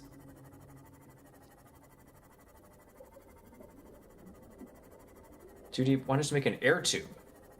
I mean... Ooh, and then deconstruct it afterward. That is fair. I'm kind of OCD. I've never messed with air tubes in Subnautica. Yeah, I don't like building things I don't actually, like, need forever, and I mean, I guess I could just make a locker for it and stuck it in there, but I don't know. Yeah, I don't think I've ever actually messed around with air tubes. But yes, Gato, you are correct. We can build a pump on the surface and then build the tubes down, which I think is just titanium, so it's absurdly simple. And then you can get the air down that way, and then deconstruct it when you're done. So that is a solution. I don't know. I just prefer doing it this way instead. Alrighty, let's come back with our plunder. And yeah, if the scanner room doesn't require any silver, then actually I'm much more on board with that. I wonder if I can just plunk that bad boy down right now. Alright, Oh yeah, other tip with rooms. Certain rooms have certain, like, doors, so to speak. Like, they'll connect to other rooms automatically if you rotate them the correct way or if they're far enough away. So, like, the scanner room is too close here. You can't just jam them directly onto each other. And in this orientation, it's rotated the wrong way because its doors are only on the front and back, so to speak. So, mess around with that. You got us saying, yeah, it'll take 5 minutes if you don't have a rebreather. Yeah, so that's what I'm concerned about. Because I don't have a rebreather right now. Welcome aboard, Captain. Awesome. Now again, unfortunately there's not a whole lot we can do with it right now, but, like, if I plunked in something, it could start pinging at least on this map, so I know roughly which direction to go in, except I don't have a compass, so I don't know which direction anything is in, which is vexing, to say the least. But, oh well. Alright, let's plunk all our stuff in there. Oh, actually, let's also make that titanium.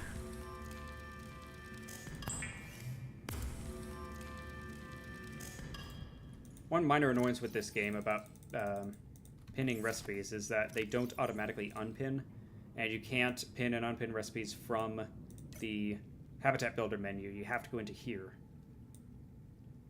Alright, propulsion cannon, let's go. Again, I'd love a compass, but we've got to prioritize this sucker. This is a must. You cannot get into the drive core of the Aurora without a propulsion cannon.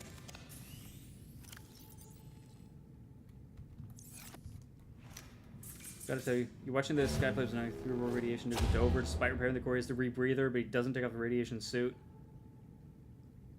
He's going to the lava zone and he still has the radiation suit on after repairing the Aurora? Oh, no. Oh, no. Because, again, the game doesn't tell you. It doesn't say, by the way, after repairing the Aurora, wait, you know, X in-game days and it'll go away. Oh, that's sad. I'm sorry.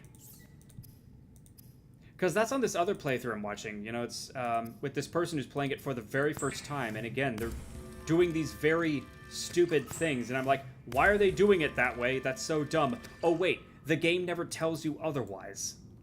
Like doing things like complaining about not having underwater rooms to build, walking right past the exact thing to scan to build that room twice. Yeah, it's like, so silly.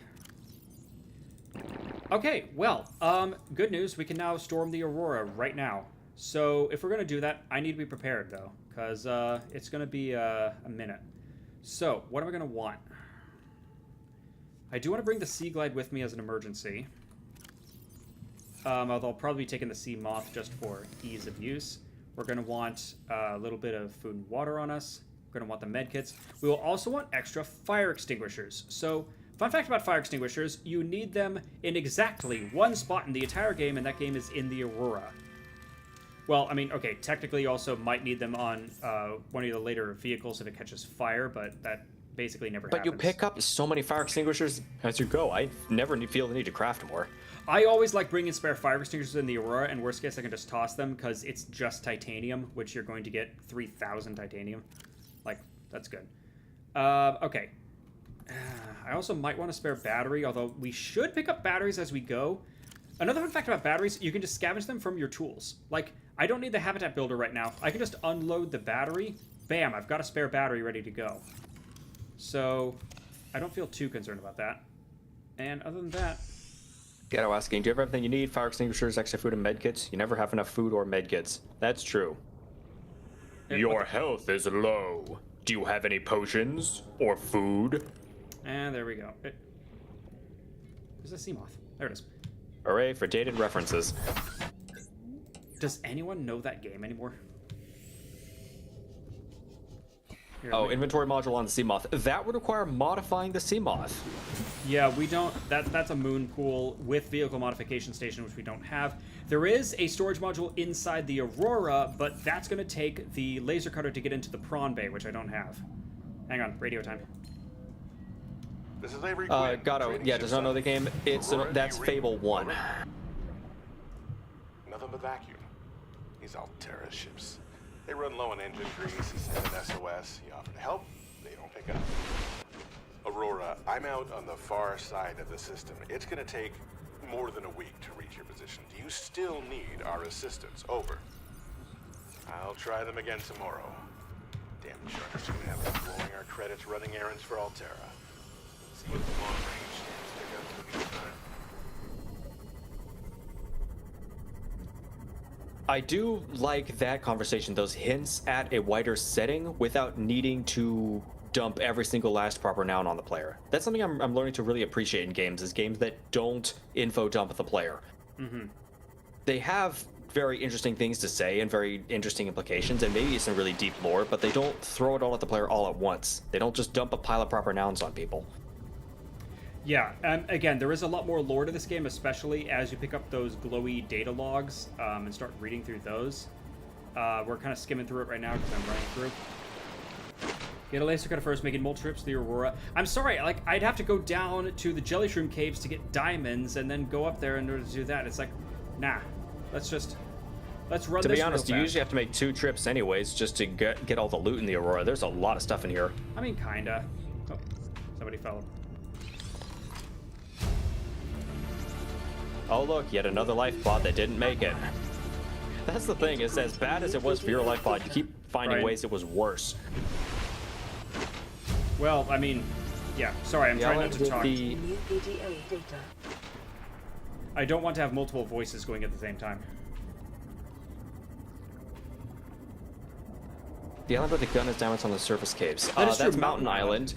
It does have a lot of diamonds and lithium if you know where to look.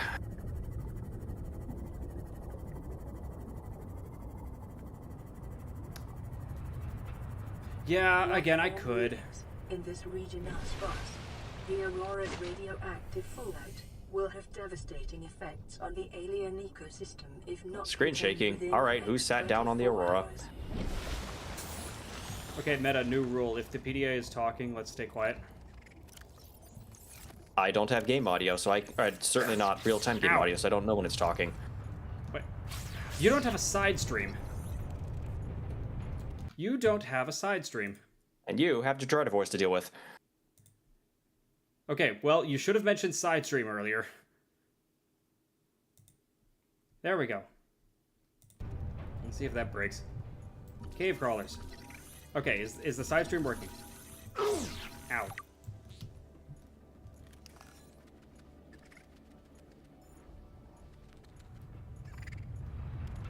Meta, is the side stream working? Let's then get audio. There we go. Yeah. Okay, perfect. Great, thank you. Ow. Okay. And this is how the corpses... Got us saying this is how the corpses vanished. Actually, yes, if you scan them, it'll report that, yes, they contain a lot of human. Yeah.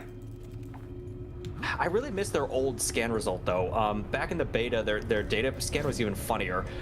It was analysis mostly harmless. Nowadays, the analysis is basically mostly harmless. Previously, it was analysis mostly harmless, awkward at funerals. Oh, yeah. Because they're the one got the funeral. Hey, you gonna eat that? I just realized I'm going in the wrong direction. Because I don't have a laser cutter. This would be the direction... See, I'm going in the back way, which is where you get to the dive bay. Oh, I just realized I could get to the prawn suit dive bay and everything from here. Huh. Okay. But the problem is that won't get us to the drive core right now. Okay, you are being an absolute pain. Yeah, shoot. Jerks.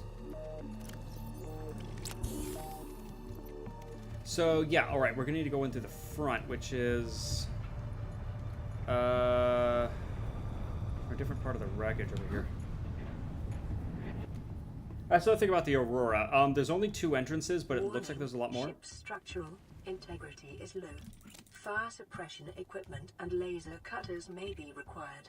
Exploration is conducted at your own risk. Okay, yes, we would want the laser cutter if we want to do a full exploration. Honestly, after repairing the core, I could go in through the other direction and show that off.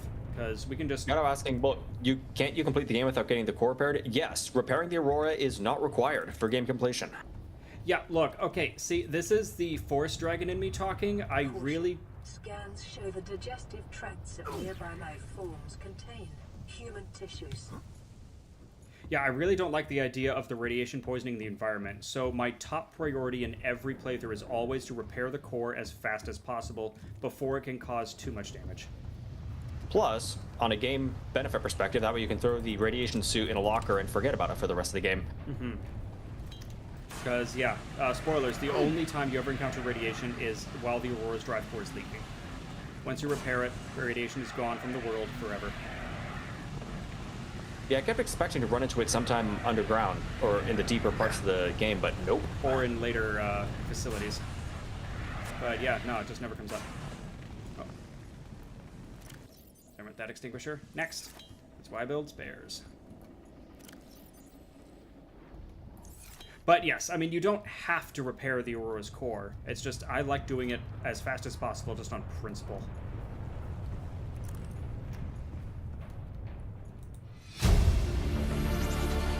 Integrating new PDA data. Aurora systems are running on local reserve power. Unable to remotely download black box data.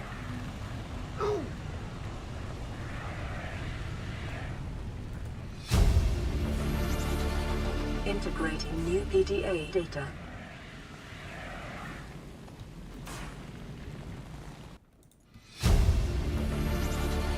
Integrating new PDA data. It's going to be really noisy for a second here. Sorry, folks.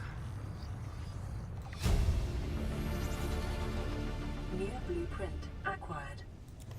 Ah, so much stuff to pick up. But yes, you are correct. You don't have to repair the Aurora. Kelp forest still a forest. Well, technically, kelp is not a plant, but yes, it does still fall under my dominion.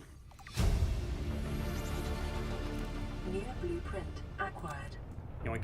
Gotta say, that much steel probably gonna cost so much damage to the environment anyways. Yup. Oh, and also he's saying, please take the cat poster. Yes, if we find it. I think that's in crew quarters, which would be the other direction. Again, it would be really handy. Okay, see, now here's the thing. You noticed at the bottom of that bottom door, I needed the propulsion cannon to even get in. Here, this is also where you need the propulsion cannon. So yes, you must pick this thing up in order to explore. If you don't get it, you're not getting in. Now, the tricky part about the propulsion cannon is A, targeting, and B, controls. Because first you have to try to get it to pick up what you want, and then if it's right-click to pick up, but then if you press right-click again, it fires the thing, which burns a ton of extra power and wastes battery. So instead you have to press F to release it, which doesn't burn all that energy. Plus, you have to deal with the wonky physics engine of this, the wonky above-water physics engine of this game. It's kind of an irony that the water parts of the game are great, the above-water parts are super jank, which is the opposite of most games. Yeah, because all their polish went into other things. Oh shoot, I need Gotta says, I've seen people climb the iron post and get into the room anyways. I'm pretty sure there are ways around this. Like, I don't think you strictly speaking needed propulsion cannon, but man, does it make things easier. Code is 1454. There we go. Yeah, it does. I do appreciate anytime any log has like a literal code in it, it will go under the codes and clues section of the data downloads. Very handy. Now, when you're trying to put in codes, there's the little pointer Scans of finger. damage to the Aurora do not match any known offensive technologies. There's a little pointer finger. The pointer finger is lying to you. You want the center of the hand instead. Which is very confusing, but here we are. Yeah, spoilers. The Aurora was shot down by a big alien gun. I'm just going to rip that Band-Aid right off. Hey, spoilers. Yeah. Now, again, we're skipping all the lore for now. We'll go back and read the rest of it later. And we would have picked that up anyway if I had gone and gotten the diamonds from Mountain Cave. Or Mountain Island. Yeah, there's two islands. There's Mountain Island to the northwest, east, Northwest. And Floater Isle to the southwest. Southeast. Mountain Island is north and west of the Aurora. Floater Island is almost due south of the Aurora. Yeah, but it's still kind of west. I would say the main way to find Floater Island is look at where the Aurora's engines are pointing and head in that direction. Mm-hmm. I didn't know you could get 2 Cyclops engine fragments down here. Dang, that's valuable. Yeah, that's rare. Integrating new PDA data.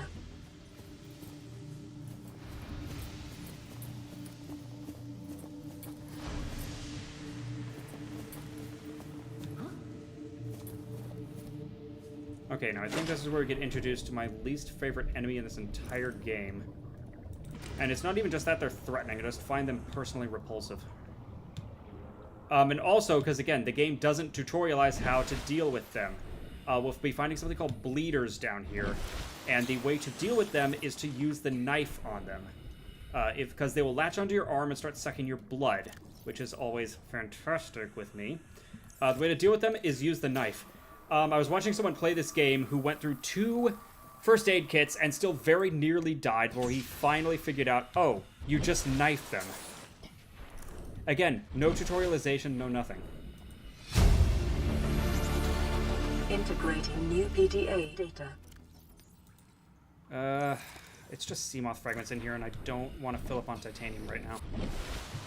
But I did grab that Seamoth depth module Mark 1 from that little bay right there. Incredibly useful. And yes, if you want to... That's not the blueprint, that's the actual module. Yes, which is very valuable. And yes, you also get free Seamoth right there. Alright, this is the laser cutter door that leads into the rest of everything. Again, if we had a laser cutter, we could unlock that shortcut. I'll have to go the long way around, but that's fine. I can make peace with that. Alright. The drive core shielding sustained internal damage during collision. Do not attempt repair without appropriate qualifications. Well, we don't have proper qualifications. There's just this. Now, be gone, fire. Thank you. I forget what qualifications this character has in the first place. Oh, they're the janitor. Like what job they originally had. Yeah, were they just janitor? I thought they might have been junior technician or something, but like junior technician. Radiation at maximum tolerable level. I think Meta should be on chat reading duty. Sorry, you go. I think they're listed as non-essential personnel or something. I can't remember the exact.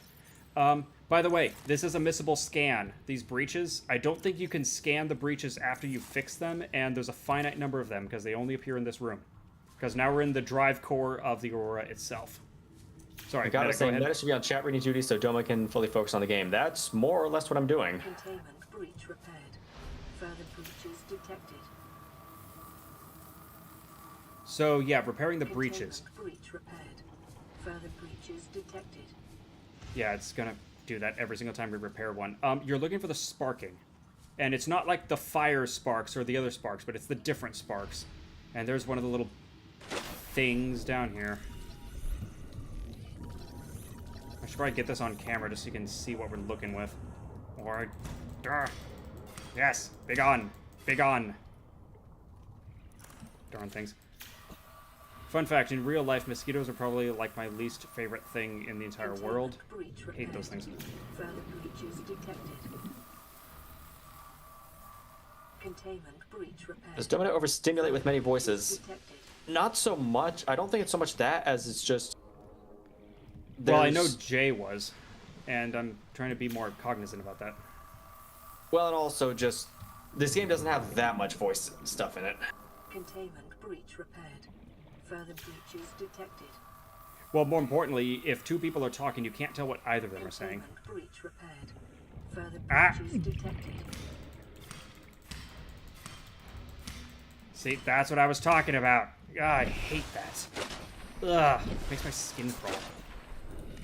And this is why you bring extra medkits. Case in point.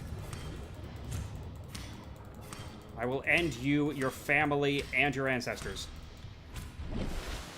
Ugh. Stupid things. The good news is they're killable. Yes, and there's a finite number of them in here. And they don't respawn for a certain amount of time. So theoretically, I've done that in previous playthroughs where I don't even repair the core. First, I swim around, kill every single one of these things, and then start working on the core. Also, fun fact, in very early builds of this game... Containment breach repaired. Further breaches detected. In very early builds of this game, there was a shortcut into this room. See this plating right here? This didn't exist, and there was also plating missing from outside the Aurora out there. So in very early builds, you could ninja repairing the core. Because what you would do is it was great. Yeah, you could just find that, grab your repair tool. You don't need the propulsion cannon, you just need the rad suit and repair tool. Swim in through here, pop up here, repair the core, bing, bang, boom. It was glorious. But now we gotta do it the official way. Containment breach repaired. Further breaches detected. Okay, we're looking for the yellow sparks. Again, because there's the orange sparks on the fire, but that's not what you want. You want the yellow sparks, like this one.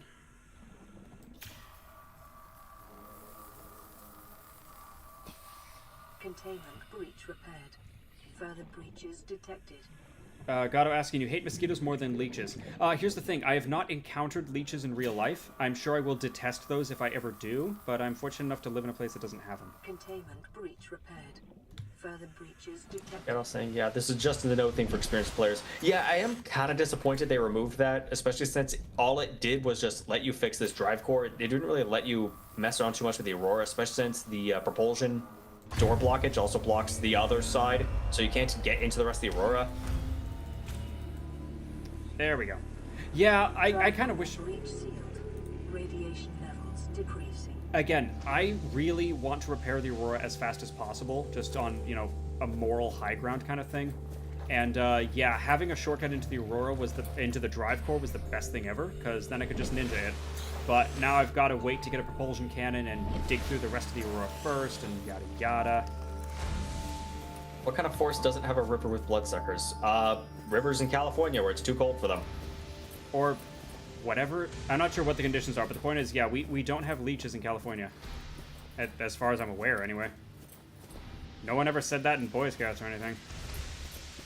Although maybe those are just Boy Scouts. It's too cold or something in the environment would keep eating them. Mm-hmm. That's actually an interesting ecology question, yeah. What's... Yeah, what... Actually, meta, if you want that project, you can start looking up the range of leeches. Like, is it just tropics?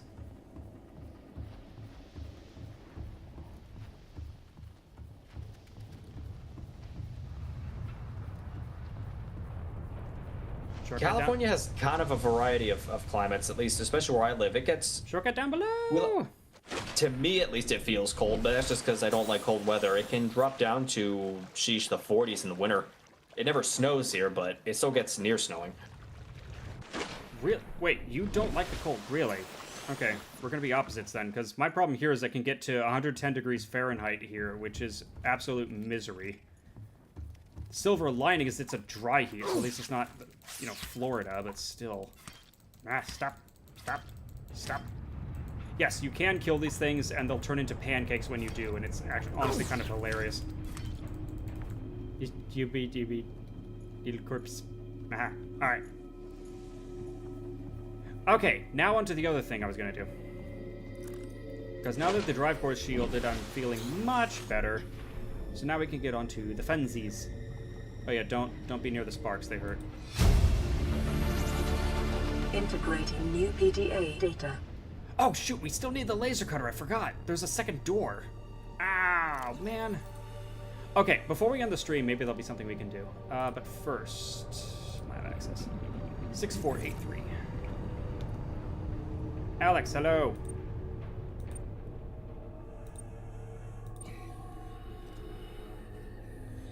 Late to the show and to get to the office early tomorrow morning. Due to dramatic changes. Oh, okay. Sorry to hear. Integrating new PDA data. Data bank corruption was detected on your PDA. Oh dear, Al. Technology blueprints have been updated. Oh dear, Alex. Take care of yourself. Yeah, going in early into the office always sucks. Ow, dang it.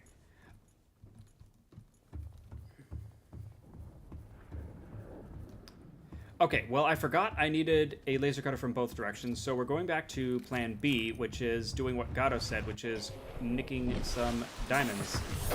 Welcome aboard, Captain. I wonder if I can, yeah, just do that and then pop right back in here. Still. Alright, things I've learned. Yeah, you must have the laser cutter in order to get into that other section of the Aurora. Huh. Yeah, let me just... So I always make sure to grab a laser cutter before coming here, so I never noticed that. I know. Again, I was in a rush. I wanted to make sure we got here before the stream ended, and I guess I got here a little too quickly. Because, yeah, we already have the sulfur, we already have battery and titanium. Yeah, we're just missing the diamonds. Which, yes, will be from the big gun.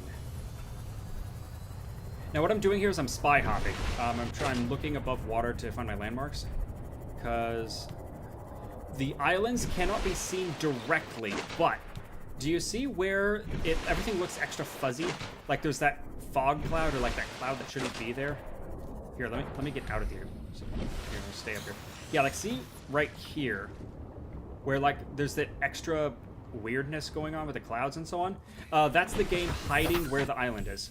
Because they didn't want you to be able to see the island immediately, but they also need to kind of put a thing there, so...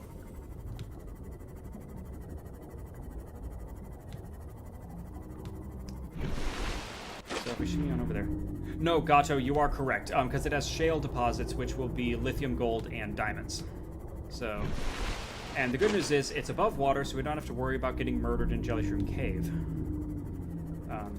Because the alternative place to go is to go down to Jellyshroom, but there's only a few specific entrances to that. It's at least 250 meters down, and there's a whole bunch of crab snakes that love chomping on you. So, this is the safer option.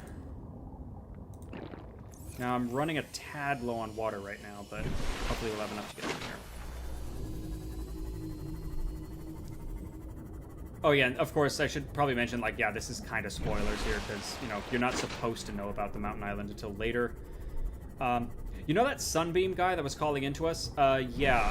He's going to try to pick us up here, so that's your clue to get here. We're not going to do that. Because, spoiler warning, if he gets close enough, he's going to get shot down the same way the Aurora was.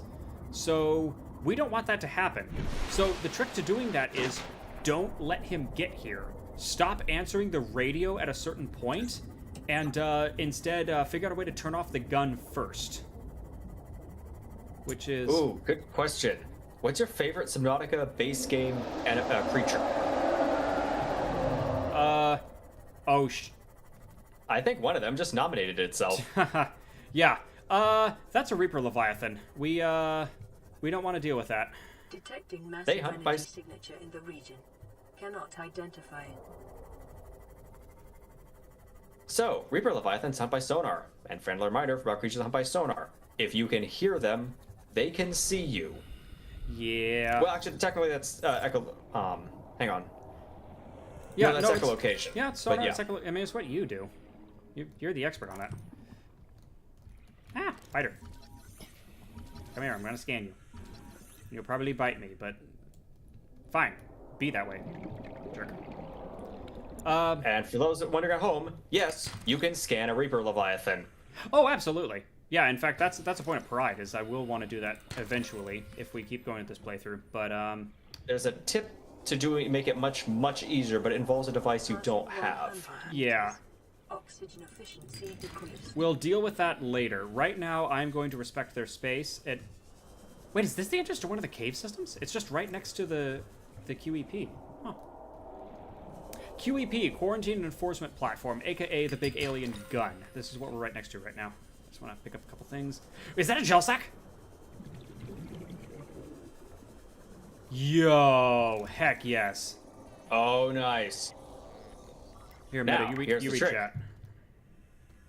Here's the trick. Foolish people simply use that gel sack and walk away. Smart people realize, here's a little tip for people, they can be planted. Yes, later on we'll be able to get grow beds, and that's typically what you're going to want to do with your first gel sack. Don't waste it, invest it. Use it to get more gel sacks later on. But first we need the grow bed blueprint, which is going to be at Floater Island, which we're not at right now, so deal with that in a minute. Also, Gato's favorite creature, sea dragon, obviously. Oh, the very you know what? deep one. Yes. Yeah, that'd be mine as well, honestly. Like, I Very love that cute. thing so much. It's so freaking adorable. Also, like, the crab snake. Yeah, Jellyshroom Cave. Oh, yeah, little tentacle. Ah, there you are. I just learned this on another playthrough. It turns out there's a spare tablet down here. Passing 200 meters. I think there's a total of 3 tablets around Mountain Island. I'll have to remember where all 3 of them are. There's one down below here at 200 meters. There's one up above nearby the entrance, and there's a third one inside. These purple tablets are keys. Turns out the aliens really liked these stone tablets as keys. So that's what we'll be using. That was a ton of gel sacks. Heck yes. But yes, again, what the game doesn't tutorialize is gardening. Later on, you will get exterior grow beds, which you can use to grow things, and we're going to want to do that, but that's a later us thing. Now, we could go in down below here. I'm going to go in up above instead, because I also want to keep grabbing shale. Honestly, my favorite creatures in this game is actually the boomerang fish. I just love how wacky they are. Oh, yeah. Ooh. Lithium. Yes, please. Yes. Give to Dominate. Lithium Trying not to is... think too hard about how it hasn't reacted with the environment yet. I guess it's some kind of lithium-bearing ore, maybe. Oh. Ow. Hi. Okay, I should have expected one of you. These are warpers. These, yeah, are fun dudes. They can pull you right out of your Seamoth and then slash you. It's very annoying. They can also, true to their name, teleport you to other nearby locations, and if you're outside your Seamoth at the time, that leads to fun. Yeah, it's real annoying. You can fend them off with a knife. Give me that diamond. Remember that materials you gather are the property of the All Terra Corporation. You will be liable to reimburse the full market price. Your current bill stands at 3 million credits. Thank you. Oh, I should also... I keep passing these guys earlier. I should mention. Shuttle bugs, completely harmless. This is why you scan things. Because, yeah, they chill. They look horrifying, but yeah, no, they just chill. With all the notes on Altera, I know it's not the canon ending, but like my character's personal ending is actually I just never leave. Oh, absolutely. I do the whole plot line, but then I never actually build the rocket to leave because it's like, it sounds like working for Altera is kind of terrible. Why would I go back to it? Yeah, spoilers about the lore of this game. Altera freaking sucks. Altera is the dystopian corporation. I can't activate this right now. Yeah, I can scan it, but I can't do anything. Yeah, that's fine. That's a later us thing. Okay, I do have the 2 diamonds right now. So I can go get the laser cutter. So we can either do the laser cutter or I can go poke my head in here. See, the problem is I'm getting really full on stuff. And I really, really want to drop it all off and get the laser cutter going. So I think...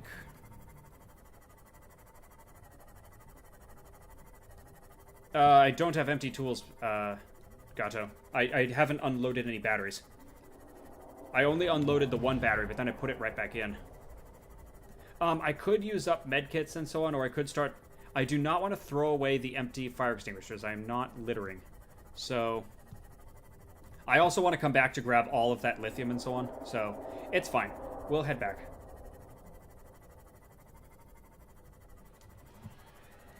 Again, we can't carry everything right now, but that's fine. Oh, you know, one thing I can do to free up uninventory space right now. Where's that Seamoth depth module? Poink. Cool. So, depth modules is the big way the game gatekeeps, because your devices can only go down to certain depths. Past there, they will start taking hull damage and then explode. Don't do that. So instead, you keep building and upgrading depth modules for them to allow them to go deeper and deeper. And typically, you'll need to build a depth module to get depth module 2, to get depth module 3, to get the next vehicle, to get that vehicle's depth module 2, and that vehicle's depth module 3, and then beat the game. It's the main point of main game progression, really. Mm-hmm. Wait, I saw that. Fun fact about this game has pop-in. And not everything is loaded immediately, so it'll load stuff in as it goes, and so if you're paying attention, you'll see these bizarre, like, blue or, like, purplish flashes. That indicates a wreck, because that means a wreck is being loaded in that direction. Like this one. Now, granted, my inventory is stupid full right now, but maybe it has something I don't have yet. And it would be nice to check something off the list. Let's just see if we can puck our heads in real fast. Laser cutter, never mind. Again, it's another laser cutter door.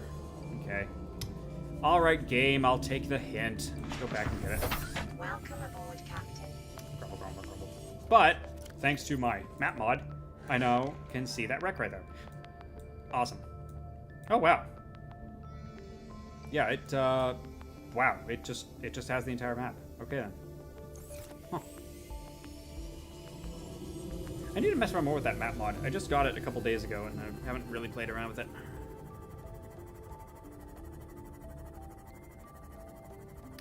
Oh, yeah, the scanner room. You'll notice, so the scanner room starts with 2 cameras. You'll notice that the cameras have wandered off on their own. Stalkers grabbed them. They do that.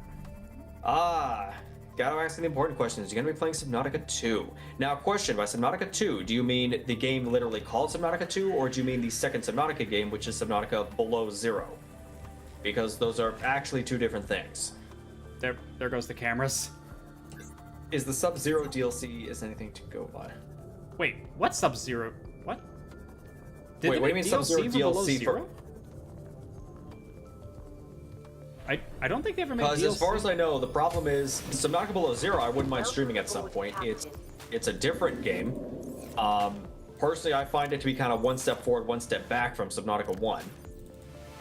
Below Zero? No, Below Zero is not DLC. Below Zero is a completely separate, standalone, full-blown game. Mm-hmm. To Subnautica 1. In fact, if you haven't played it, I would recommend trying it. I can't say it's better than Subnautica 1. Again, I call it one step forward, one step back, but it definitely has some interesting things to do and some interesting differences. One interesting thing, for example, is they actually backported one part of it from Below Zero into Subnautica 1. Subnautica 1 now has the large room blueprint, these big, ginormous rectangular room. That was introduced in Below Zero. Oh, Below Zero was originally going to be DLC. Yeah, and then they turned it into its own standalone game. Yeah, and it was originally going to be way more interesting. I know. Yeah, it was originally going to be... It was originally going to have some much more interesting writing, but then the characters in the final game are much flatter. Yeah, that's the short answer, yeah. Which is unfortunate, but oh well. Actually, let me bring... Just in case, if we can hit up the gun on the way back, that'd be fun. So let me grab the tablet.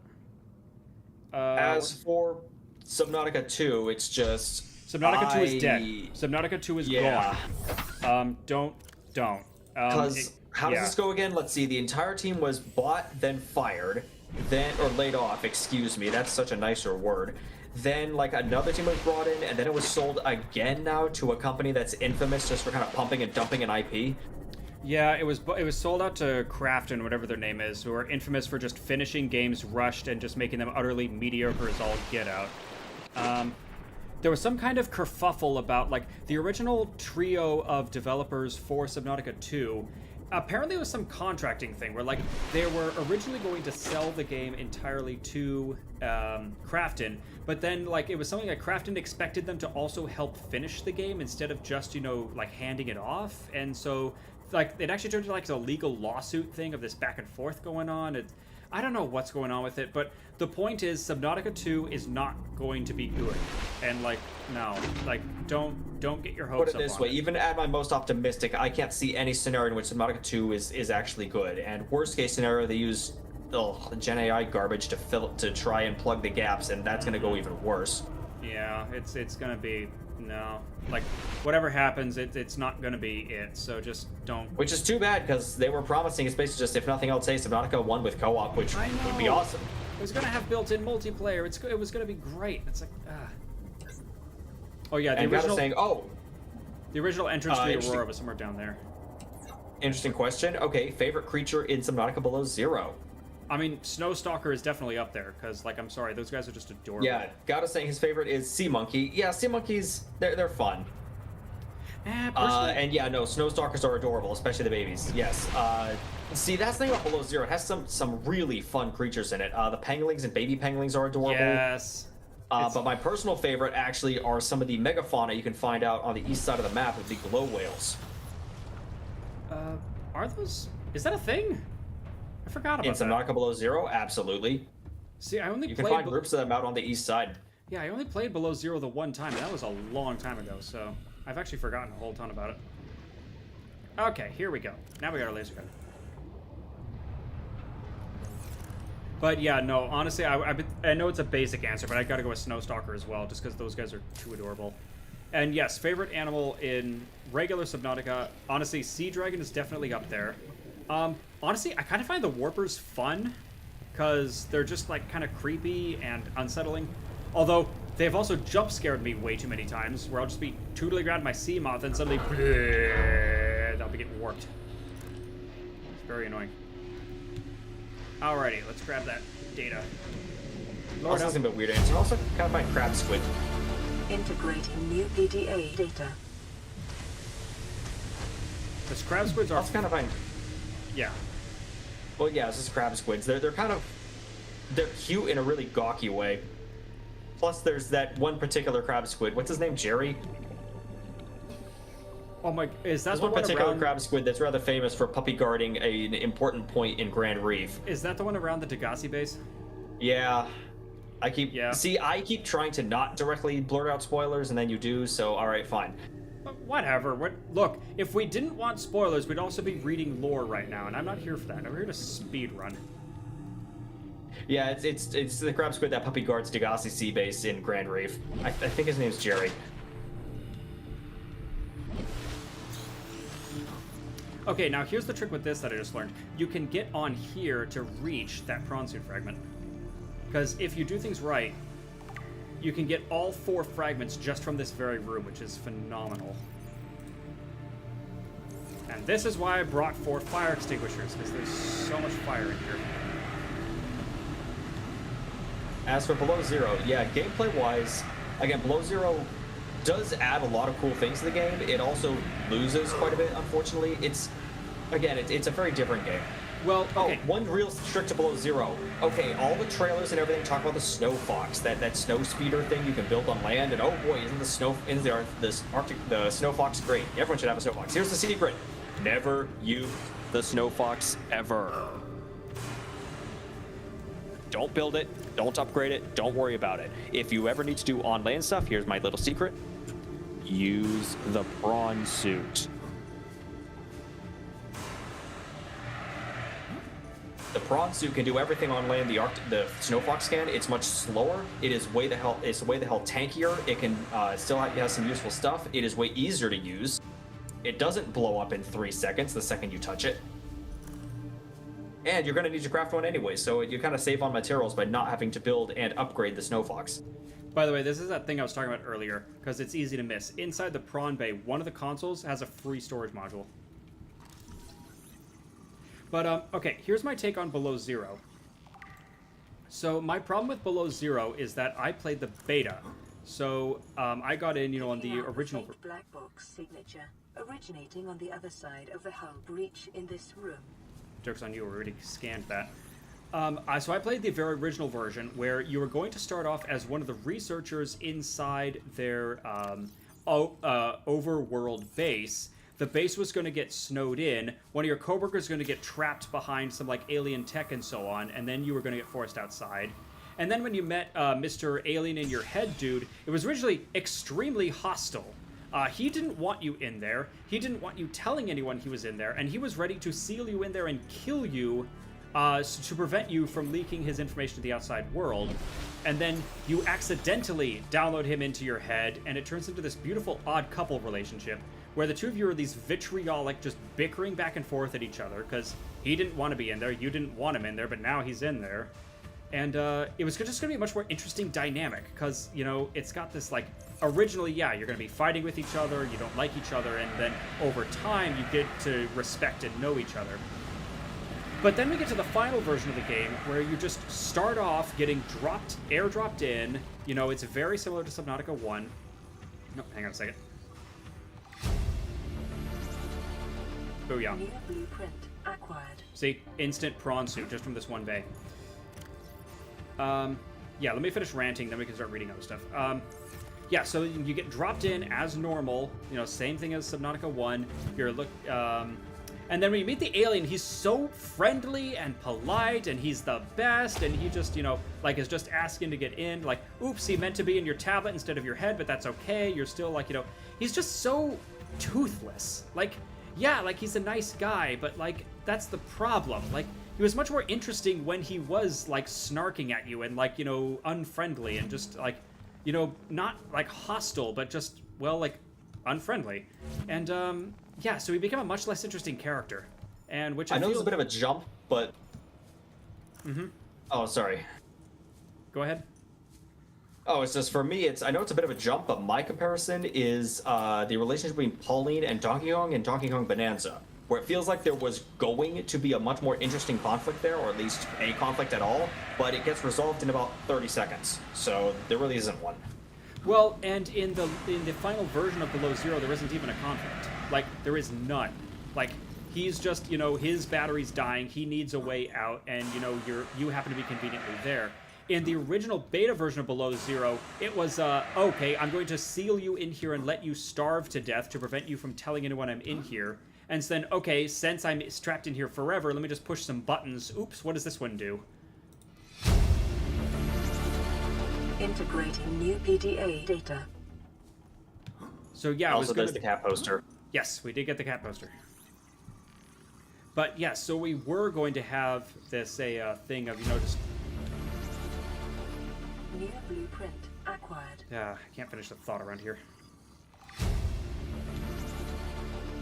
New blueprint acquired. I swear, one of these days I'm just going to mute the game for a minute. Well, anyways, okay, so my point is that, yes, it was going to be more interesting, and they didn't do it, and I just... Again, the final version of Below Zero is good, but it's like it could have been a lot more compelling. Anyway, alright, rant over. Let's start reading chat. Gata saying, oh yeah, one of his favorite creatures in Below Zero, I forget the name of this creature, something garden? Bell garden or something? Oh, like the 100-foot tall plant? The absolutely enormous jellyfish thing that has its own microbiome inside it? Yeah, where it itself is classified as a leviathan. Because it's technically, a single living creature, but, like, it's just an entire ecosystem. Yeah, that one's fantastic.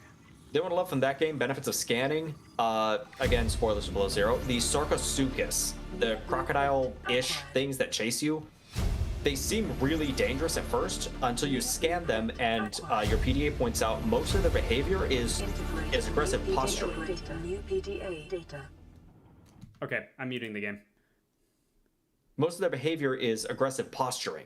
They're not actually trying to really hurt. Well, they're not trying to like actually kill you. They're just trying to chase you off. So absolutely any damage at all drives them away, which is true. If you hit them, even just hit them once with a knife or just bump into them with a sea truck, they'll run away. It's again that benefit of actually stopping and learning about your environment. Well, and again, it's like, that's what I like about both Subnautica games, is this emphasis on ecology and on learning the things around you. Like, again, in original Subnautica 1 with the stalker teeth, you'll learn about the stalker teeth trick if you scan the stalkers, because it'll give you that hint about them.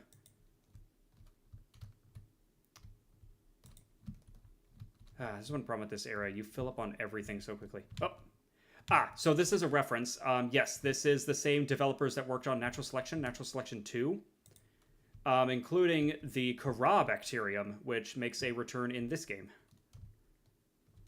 Yeah, I keep forgetting the Corabacterium were not new to this game. It was from their previous games. That is, I guess technically means that Subnautica is part of that expanded universe, if that's a thing. Shrug. He said, shrugging out loud. Oh, shoot. What's the code for this one? Hang on, let me... yeah, whatever. Oh, shoot, that's back in the lockers. Okay, I'll have to go back and grab that. Because there's some really fun stuff in there. How am I doing on space? We got a little room. I want to get the toys and stuff in there. Okay, and that's Captain Quarters. We're not going to get that probably... Do you want the code for it? I've got it. Yeah, just to save time. Okay, 1 minute. Oh. Well, do you have it or do you not? I pull up the file, 1 moment. Okay, well. Sorry, so typically when someone says I have, like, sorry, when you said I have it, I assume you mean I haven't pulled it up, not, well, anyway.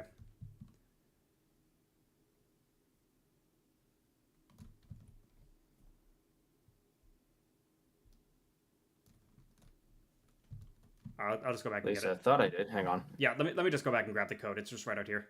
Oh, here we are. Cabin 1. Yeah, whatever. Let me just go back and grab it. 1869. Okay. That's great. I'm already on my way out here. Fly fair!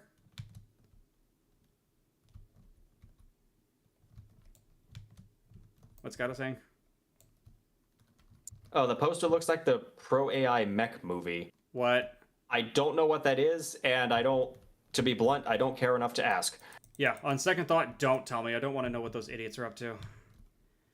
I really, really wish this bubble would burst faster. I'm getting very sick of this. Sweet offer. There it is. That's the code I was needing. Yeah, this whole AI thing. Like, I'm so tired of having to cut friends out, you know, quote friends, where it turns out, oh, well, I just have an AI art thing on my Discord. It's fine. We tolerate AI art. It's like, okay, get out of here. You're telling me. I had to purge so many people last year. It was heartbreaking. And they're actual artists. Like, they should know better. Like, it's baffling. Whatever. I don't get it. Anyways. Okay, and that was the other laser cutter door. Perfect. Okay. Yeah, so if we had gone in the, quote, main entrance, would have popped out into the locker room, which is where you get the sweet offer code. And then, yes, you can come out here. Running. There's some very important stuff in that room. And by important, I mean hilarious.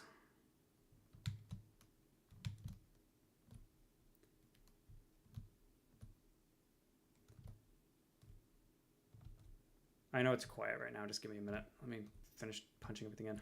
Once you're off the Aurora, you can probably turn the game audio back on. Well, once we're done looting everything. Yeah, 1869. That is the cool part about the codes, is that they are fixed. I don't believe they're ever randomized, including the captain's quarters. I think we can just look up that code and punch it in right now, but I don't want to, because let's not... I can tell you it right now. Yeah, I figured. Okay, I think we're done with the glingy. Wait, no, we're not done. There's another glingy. Here's another glingy. I do wish there was a button to turn off the, that, because it does get tiring after a while. Oh no, we're out of room. Alright, time to start eating stuff. Yeah, we can use up some of that. We can just down a whole See, this is why I usually make 2 trips. Yeah, I know, but look at the toy! We can get the adorable little arcade toy.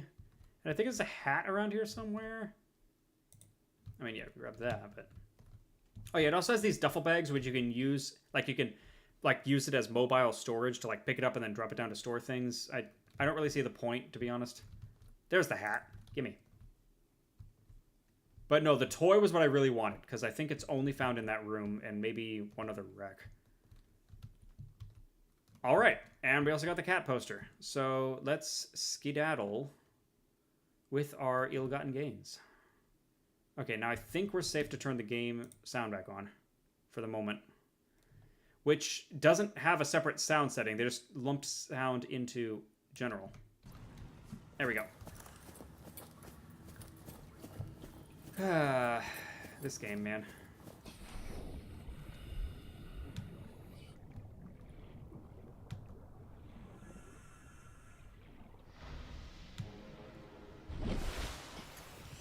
Ooh, I wonder if we have time to dip into the other location too. We should do that before we end the stream. And I just went the wrong direction. Because I can always just chug some water and stuff. We don't have too much of that as it is. I think I'm going the long way back, but yeah.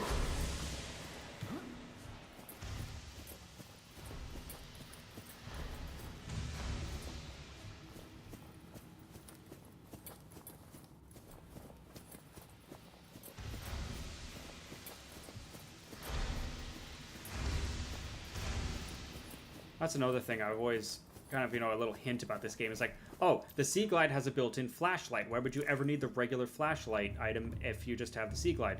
Because the regular flashlight has, it's much better color. It's not this monochrome thing going on with the Sea Glides, you know, that blue tinted. And the flashlight also has a much wider range.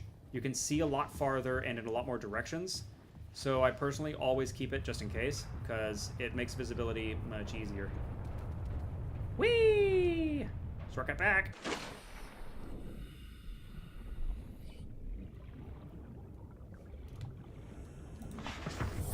Welcome aboard, Captain. Meta's not reading chat because they don't know when doing it will talk. I mean, I guess that's fair, but still. I don't know. We might need to figure out a better system for future streams. Alright, So again, I'm spy hopping. I can see the fuzziness where the mountain island is, so I'm going to try to aim towards the north side because that's where the QEP is. We should pop our head in there before we end the stream. And yeah, I've got the tablet with me. Let's just use a med kit, get that out of the inventory.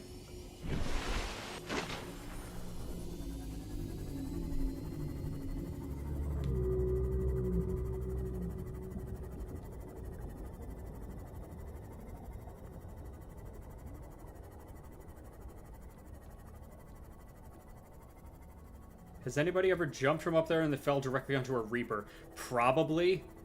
I don't know if there are any Reapers. Go ahead. That's pretty low odds. There aren't that many Reapers here. Well, more importantly, all the Reapers are concentrated on the south end of the Aurora, not the north. So I don't think there are any Reapers around there. There's a few. On the north side of the Aurora, there's 2, I think. Really? I don't think I've ever run into a Reaper on that north cone.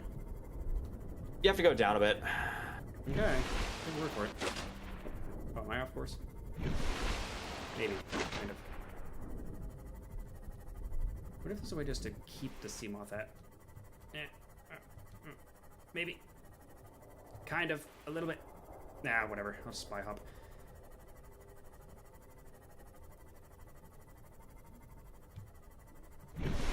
Oh, I need to go around it anyway.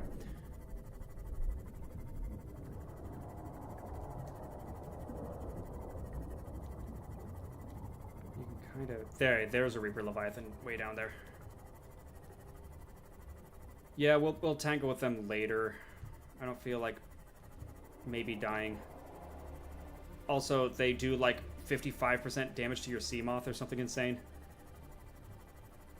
They can two-shot a Seamoth is what I'm saying. So, yeah. That's one thing I just learned that really annoys me is hull reinforcement. Hull reinforcement does not do what I thought it would. There's a Seamoth upgrade that'll reduce collision damage, like it takes lithium, you know, like the armor thing. Except it doesn't actually protect from creature attacks. All it does is reduces the damage from bonking into things, which isn't terribly useful. I just learned that recently, and I'm like heartbroken because, like, man, that was my strat. I was counting on. It's one of those things the game does not make obvious. There's the other tablet. Yeah, there's a second tablet if you run up the hill a little bit here. Because you go down here and you see the broken tablet down here and you go, oh, shoot, I'm not, you know, I gotta go fix it. And it's like, there's one free tablet right up there and there's another free tablet right down there. And, oh, that was going to give me titanium because I already have the blueprint, but I don't have room for the blueprint, so that's okay. Gotta say, nobody knows an ecological dead zone. I forget, in this game, when does that term come up? Is that just describe this entire area around the Aurora, or does it mean all areas except the area around the Aurora? Scans indicate this structure is composed of a metal alloy with unprecedented... Because as far as I understand it, yeah, ecological dead zone is an area where nothing can live. There's no stable population of anything. Which is pretty rare, but it can happen in areas where there's nothing for anything, in areas where there's like nothing for any one creature to eat. In real life, it can happen in places called zombie forests or monoculture forests, which are artificially human-created forests. If you only plant one kind of tree and nothing else, and no like undergrowth or anything else, it can result in a surprisingly sterile environment because the things that would normally eat those trees don't have anything else that they normally have, and it's one of those situations where then there are very surprisingly few species can survive in that area. The void. Oh, the area outside of, like, if you get too far away from the Aurora. Oh, you're talking about where, like, the actual ghost leviathans are. Like, if you exit the crater. Oh, God. Yeah, that's an area where nothing can live, because there's nothing for anything to eat. There's nothing for a smaller species to eat that then a larger species would eat the smaller species, blah, blah, blah. There's nothing to base a food web off of. Well, and more importantly, it's because the Kara bacterium killed everything out there. Like, the only reason this crater exists is because of the enzymes. Like, yeah, once you get out there, like, there's literally nothing. Like, it's... And of course, that's from a story reason. For a gameplay reason, is because there's literally nothing out there. The developers just put a million ghost leviathans out there, just stop people from trying to explore it. I actually looked up how they spawn. A fun fact, there aren't actually a million, it's only 3, but it is programmed to spawn them directly on top of you, and they will immediately, like, just hunt you down. So, Yeah, I think the program they spawn with like I'm not sure if there's like an aggression meter or something. Yeah, they spawn already seeing your location and hunting you. That's one thing. For example, on Reaper Leviathans, they have to see you first in order to attack. It's the reason they're a lot less dangerous than they look. When they roar, they are getting your current location. They will then attempt to attack that location. If you move fast enough, they can't hunt you. Yeah, and I once again I muted the game because there's going to be a lot of glingy gling going on. I just don't want to do that while we're trying to talk here. And I need to make more room. Let me just use one of these. Yeah, I'm kind of surprised you didn't go back to base to drop all this stuff off. Yeah, we can do it too for while we're here. I mean, let's face it. From the Aurora to Mountain is a shorter distance than from either to back to the original base. And like, what am I doing? Oh, I'm wasting a couple water bottles. Oh, boo-hoo.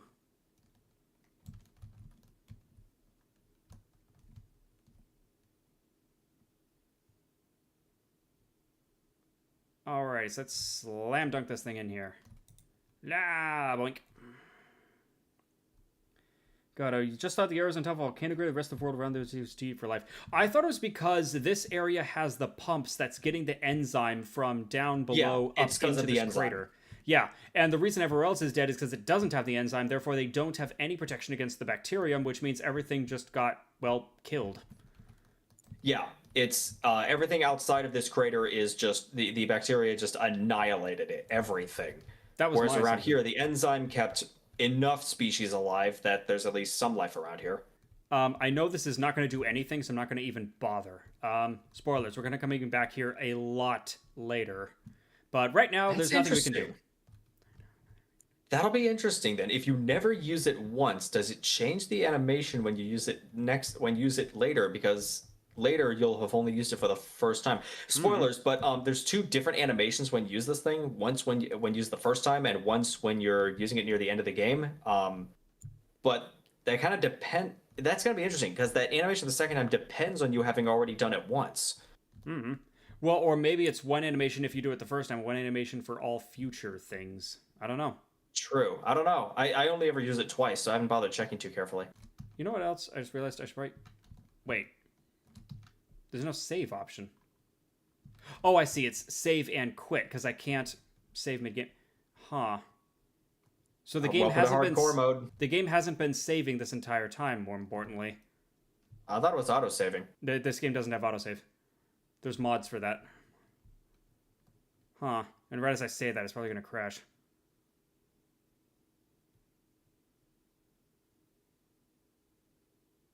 You know, it probably wouldn't hurt to just... Let me just do that really fast. See, because we're on hard mode, again, you know, we're not able to save scum. Let me just do that just in case. Let me make sure I load the correct one. I've got my other regular game, but that's, you know, quite a bit more farther along.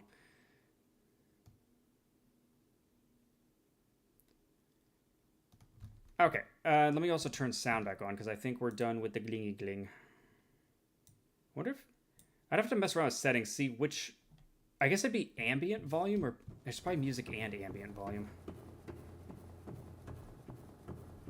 And we get those lovely footstep sounds. What is this? Final Fantasy 13.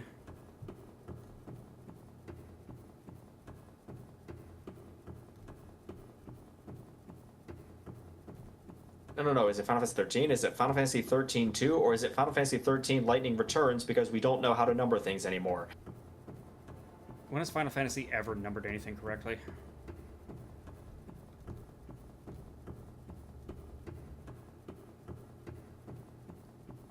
Oh yeah, you do have a run cycle. Forgot about that. Ow.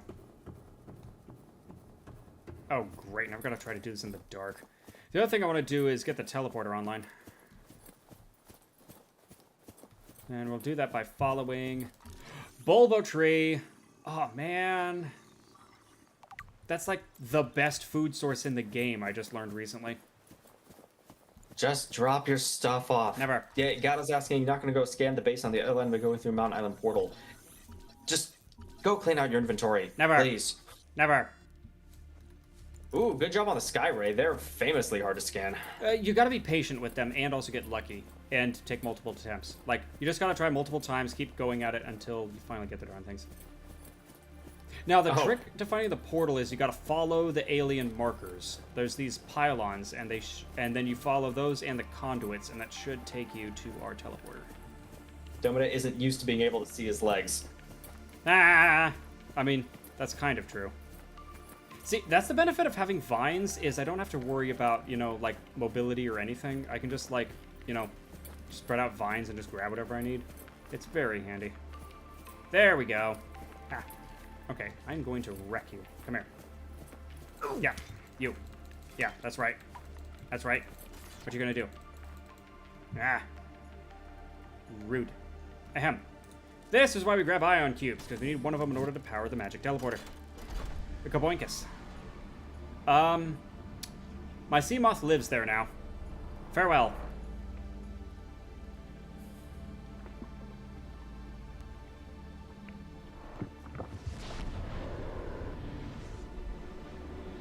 Actually, right now, this month, I'm Terry, who's also not used to seeing his legs, but for a different reason.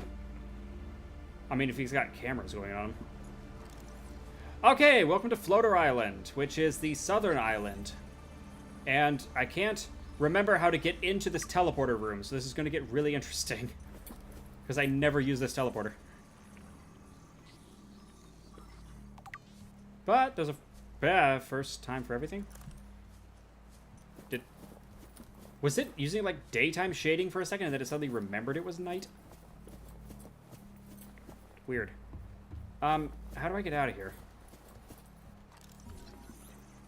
And how can I scan an ancient floater? You know what? Never mind. I should just probably stop asking questions at this point. Fun fact, in Spanish, the word for vine is enredadera.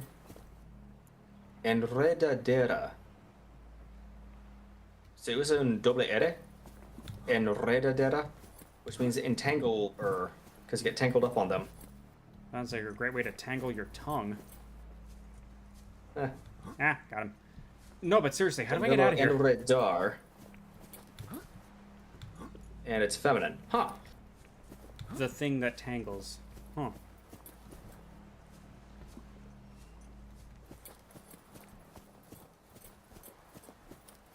Oh, here we go. Oh, I see. Okay, okay. We circle around the edge of here. I am never going to be able to get back in here. Yeah, no, I don't want to fall off. I want to figure out... If I wanted to get back down to this portal, where would I go? Huh. I forgot, how many more letters officially does Spanish have? I think it's just... have 3 more? It's the CH. There's R-I-R, there's L-I-E, and then there's N-A-E-N-Y. Wait, it's the CH, it's the N. What's the third one?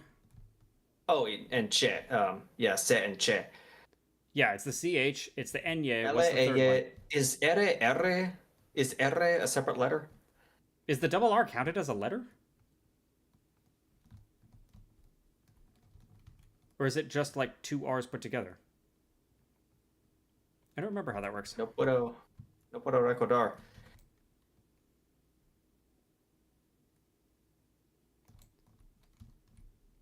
I know I'm supposed to be learning Spanish, but I've got like 1,000 other things going on.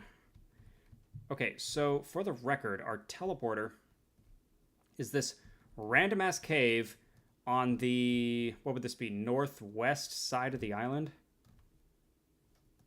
Do I have a beacon on me? No. That's unfortunate. Oh, that's another tip for people playing Subnautica. Always carry a beacon on you. Always. You never know when you'll want to drop it. Always carry 2 beacons with you. Because you're going to need them. Huh. Okay. Oh, okay. And this is the beach.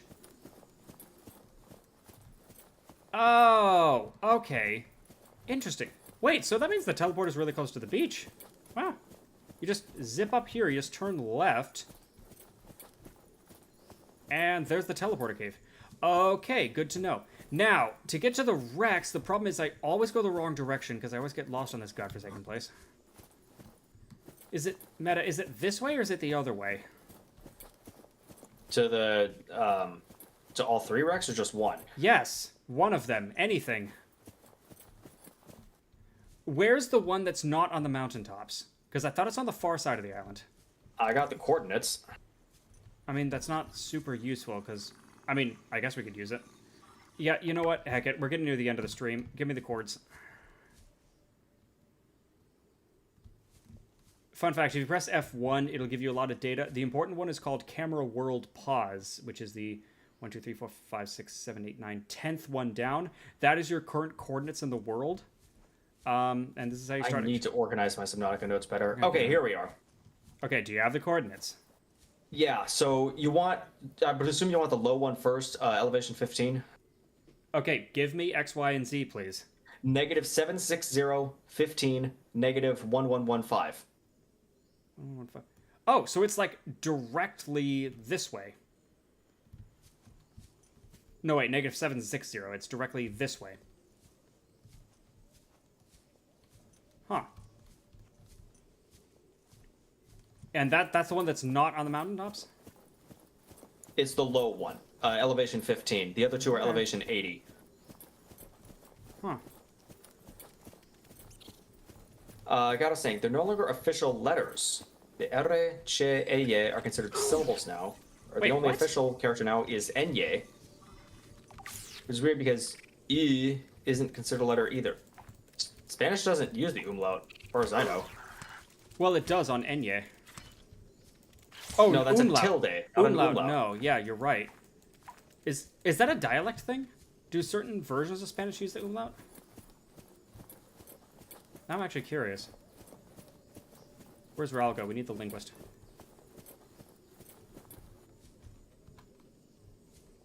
Okay, Meta, what were those chords again? Negative 760 and then negative 1115.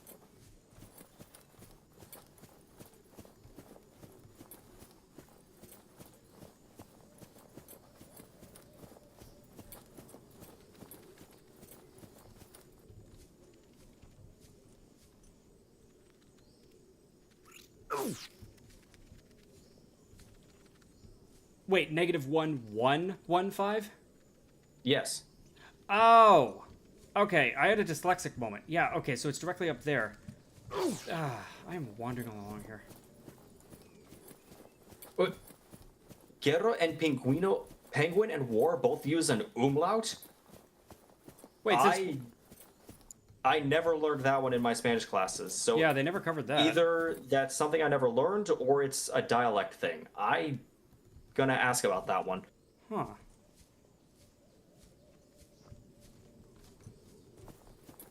Okay, I'm just gonna do a lap around this island until I find this godforsaken thing. Because this is officially irritating me. This is what I hate about Floater Island. Finding the lower base is always a pain in the butt. Yeah, there it is. Once you find one of the three bases, finding the other two is really easy. There are paths between them. I know, The trick but is you have to finding one of them. find one. Okay, here we go. Here's the exterior grow bed so we can start growing the gel sacks. Oh, I'm out of inventory space.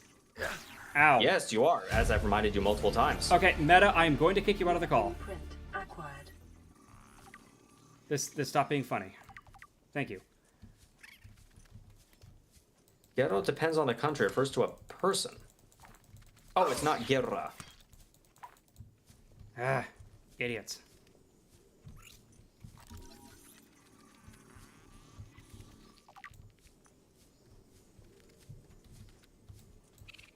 Not you two idiots. I'm talking about the crabs thing. They're the whatever they are. Blueprint acquired. What are they called? The scavengers around here. I Ow. forget. Jerks. They only take 3 knife hits, so they're actually very easy to kill. It's just... Wait, it reset my scan, really?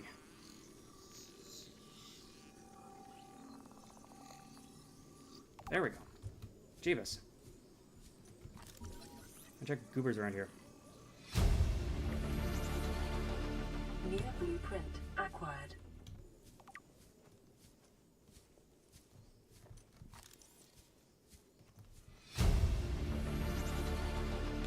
New blueprint acquired. Okay, well, good thing we have so many medkits on us. Sheesh. Ah, the all-important multi-purpose room. Fun fact, the person I was watching missed this thing for like 11 episodes and it was driving everybody up the wall. And complaining about not having a nice big room to put things in. Yeah, it's kind of vital, especially in regular Subnautica because they added the large room in as well. After scanning the multi-purpose room, it also gives you the blueprint for the large room, which is really dang useful. So, yeah, it's kind of vital in all kinds of directions. It's, which would be really frustrating if somebody keeps missing it over and over and over again. Okay, what I most want is the bulbo tree, so let me... Oh, God, I was saying, the umlaut U is used on words where you want the U or E or I to be vocalized. As in gui or gue. So, oh, it's not pronounced guero, it's pronounced guero? And then guerra, the U is more or less silent? Really? Huh.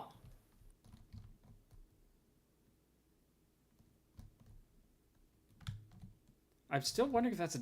Is that either a dialect thing, or they just not cover that in, like, regular Spanish? Because, like, I mean, granted, like, my Spanish classes were only high school level, so it wasn't, you know, going, like, super deep or anything. Well, I mean, I guess I could have taken, like, the advanced Spanish they were offering, but, like, meh. Also works like this for ki and que, but I can't remember any examples of these. Huh. Actually, no, that's not a meh thing. I really should have taken Spanish. It's, especially in California, Spanish is incredibly useful. Because, yeah. Yep. All right, there we go. Yeah, see, now we can start rocking, because now that I know where one of them is, I can get to the other two. The real trick is going to be trying to get back to wherever the heck my Seamoth was. Worst case, you can just swim. I mean, yeah, that is what the Sea Glide and batteries are for, but... Or just stick near the surface and hold W for a while. That is an option, but I also, you know, don't want people to watch that for 15 minutes. 10 minutes? Whatever. All right, now to get to the other one. Whee! Platforming. I do appreciate that the overworld movement is really jank, but I actually love it because it's just kind of charming and it functions, and that's all you need. And it is funny that the overworld movement is unpolished, whereas the underwater movement is perfectly polished, because it's the opposite for every other game on the planet. Nyeh. You also have to kind of memorize how to get up to each of the overworld places, because the trail isn't always well marked. Give me stuff. There it is, the indoor grow bed. This is how you utterly shatter the game, because now we can grow plants inside our place and have infinite food for the rest of eternity. And maybe I can finally turn sound back on. Nope, one more PDA. Ugh.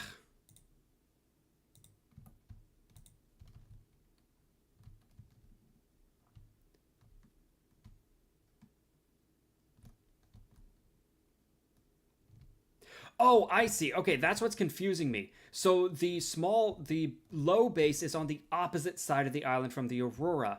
I kept thinking it was on the same side. Okay, so that's my bad. Me being topographically challenged.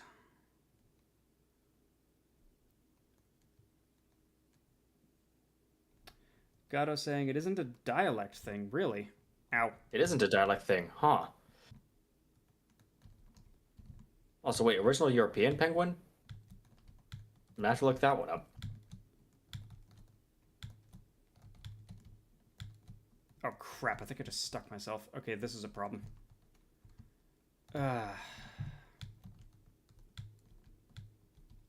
Didn't realize that was a little cliff right there. I can't get up. All right, we're going to have to take the long way around.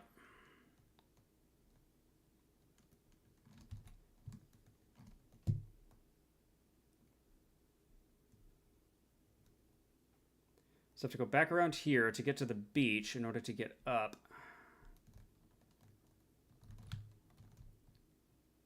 There we go. Sheesh. I'm just trying to get home. Random topic we were checking earlier. Do you want to hear more about leeches? Or not?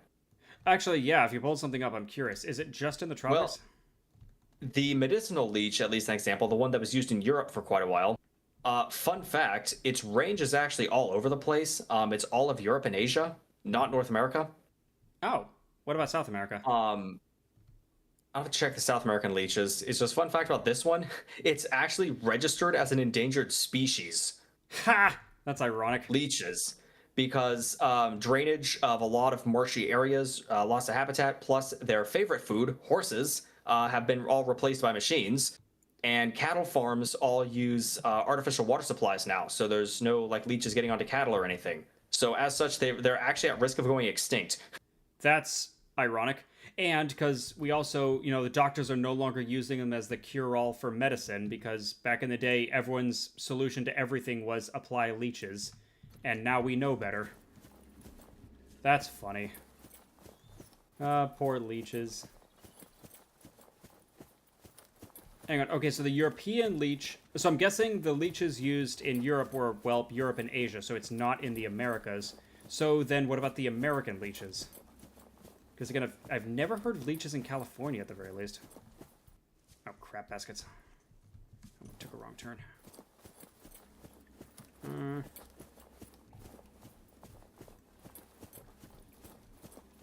Well, we do have Macrobdella decora, the North American medicinal leech. Its range, however, is, as far as the United States are concerned, the northeastern United States and, like, southeastern Canada. Wait. How the heck is a leech surviving in snow? Don't know. Huh. Found in, like, Maine, apparently parts of Minnesota, around the Great Lakes. Really? That's mind-blowing. Because, like, they're invertebrates. They're squishy invertebrates made mostly out of water and blood. Like, how would you survive snow? Do they just hibernate, I guess? Ow. My legs. Okay, according to one research paper, there are about 94 species of leeches found to occur in North America. Okay, so what are their ranges? Is California like the one place they're not found? Don't know. Oh, great. This one does not give ranges. Man, what about just go to Wikipedia and just search the leeches? It's got to give like a geographical, just paint of like, hey, here's all the places they're found. Wikipedia doesn't work like that. Whatever. We also kill leeches after their one use once it's done. The doctor pinches off, drops into a bowl with alcohol. Really? Is that how leeches work? Or worked? I guess I'll prevent blood contamination. I don't think they were concerned with blood contamination in the Middle Ages. Also, the modern penguin is named after an extinct bird. Huh. Ow. Okay, what did I bonk into? Oh, probably the island. Should probably be driving with the lights on. Where's my repair tool? Ow. Thank you.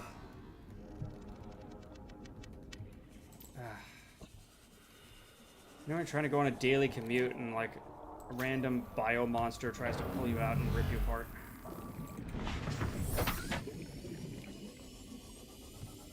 I think if you do a serpentine pattern, you can, because I think their teleport is a projectile they fire. So if you do a serpentine pattern, you can try to avoid it.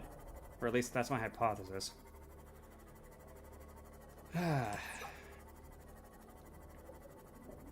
Oh, yeah, penguin. Originally in the 1570s was referring to a great auk found in Newfoundland, not in Europe. Oh. Or, no, is Newfoundland? I forget where that is. I think it's referring to North America. Now extinct, the last two known birds of them were killed in 1844. Can't say I'm terribly surprised. That does seem to be what happens to a lot of species before, we figured out environmentalism. Yeah, like the way we deliberately introduced house finches and rock doves to North America. And Or turkeys house to the sparrows, western. excuse me. And turkeys to the western United States. Don't forget that one. They're originally only on the East Well, Coast. okay. In Turkey's defense, there were turkeys in California 10,000 years ago. They just went extinct. But yes, the ones here now were reintroduced from, I believe, Texas. Ah, okay. Home sweet home. Maybe. I should probably get some lights on top of my place. Except I think those eat power, and I don't have a whole ton of power right now. Okay, things we learn on stream. Yes, Newfoundland is Canada. Yes. Easternmost province of Canada. Yes. Yes. Sorry, I'm saying it that way because I didn't realize you didn't know that. What do you mean I can't build a multi-purpose room? What? Ah! Rude. Well, fine, I'll build my own multi-purpose room with blackjack and hookers. God. Is it the foundation? Are you getting mad about the foundation? Okay, whatever. I'm dropping stuff off. Aboard, Captain. Well, I was going to do some cool stuff, but if you're going to be rude about it...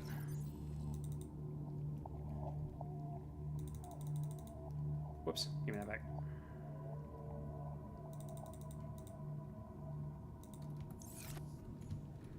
Alright. It's about time to start winding the stream down. Before I do, let me... Do it. Tashka wants me deconstructed for... Oh, you've got to be kidding me. Do I have to redo my entire base or something? Because I don't want to do that. What if I can put shelves up inside the...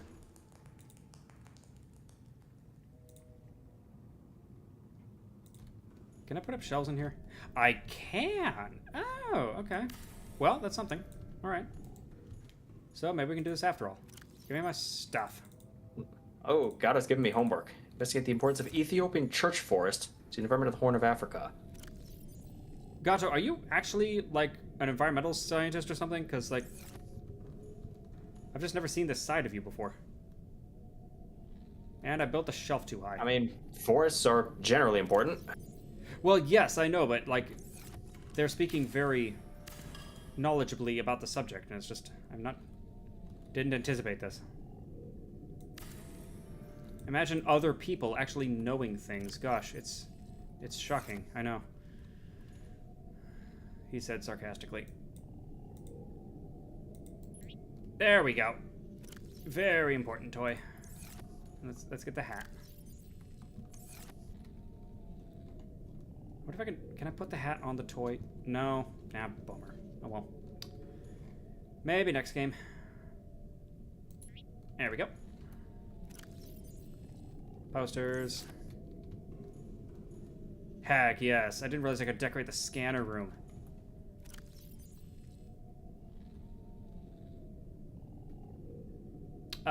Let's go with the C version. I like the C version. There we go. Oh, I guess I can get the land version as well. Beautiful. Well, we beat the game. Everyone, go home. We beat Subnautica.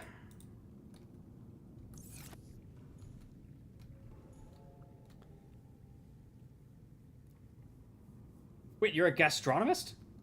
Oh. Well, I mean, that's microecology, in a sense.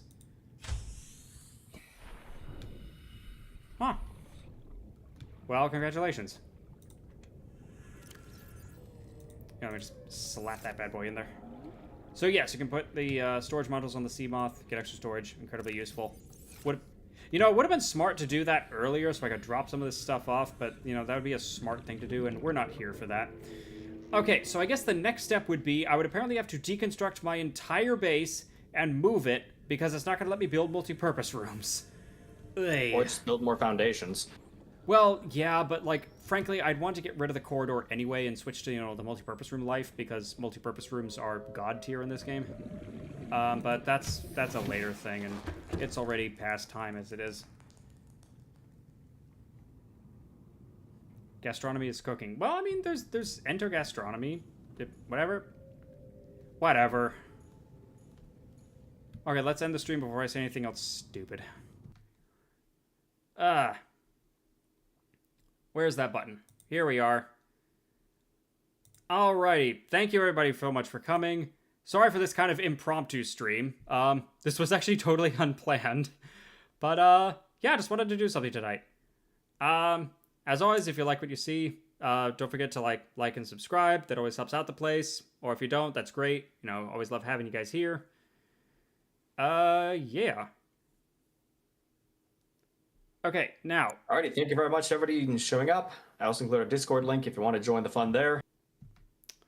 And the real mystery is, can we raid? I don't know. Meta, can you, switch to mod view and see if the raid command works? Because I know Gato wants us to guide the raid earlier, but I have no idea if we have those permissions. Iggy was able to raid yesterday, but I don't know if...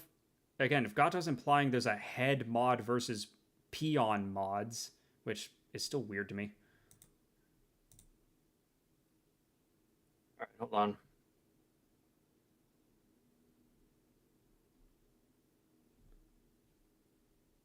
Alright, let's try some things. It's slash raid, right?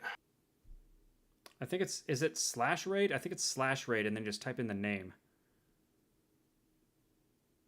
And Gato, who did you want us to raid?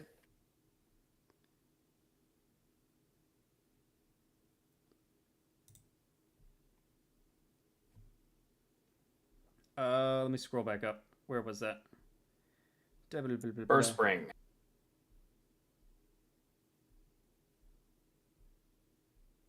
Let's see if this works. Nope. Is it giving you that error message? It is giving me no message at all. Oh, that's weird. Yeah, and I'm currently got Twitch open on my phone, so I don't know if it's going to work here. Weird. Are they currently streaming? No, the raid command is not a valid command for me. Oh, the slash raid? Yeah. Huh. Okay, that might be something to ask about Iggy. Alright, yeah, so, impromptu raid, her unofficial raid. Let's do it that way. Well, thank you again, everybody.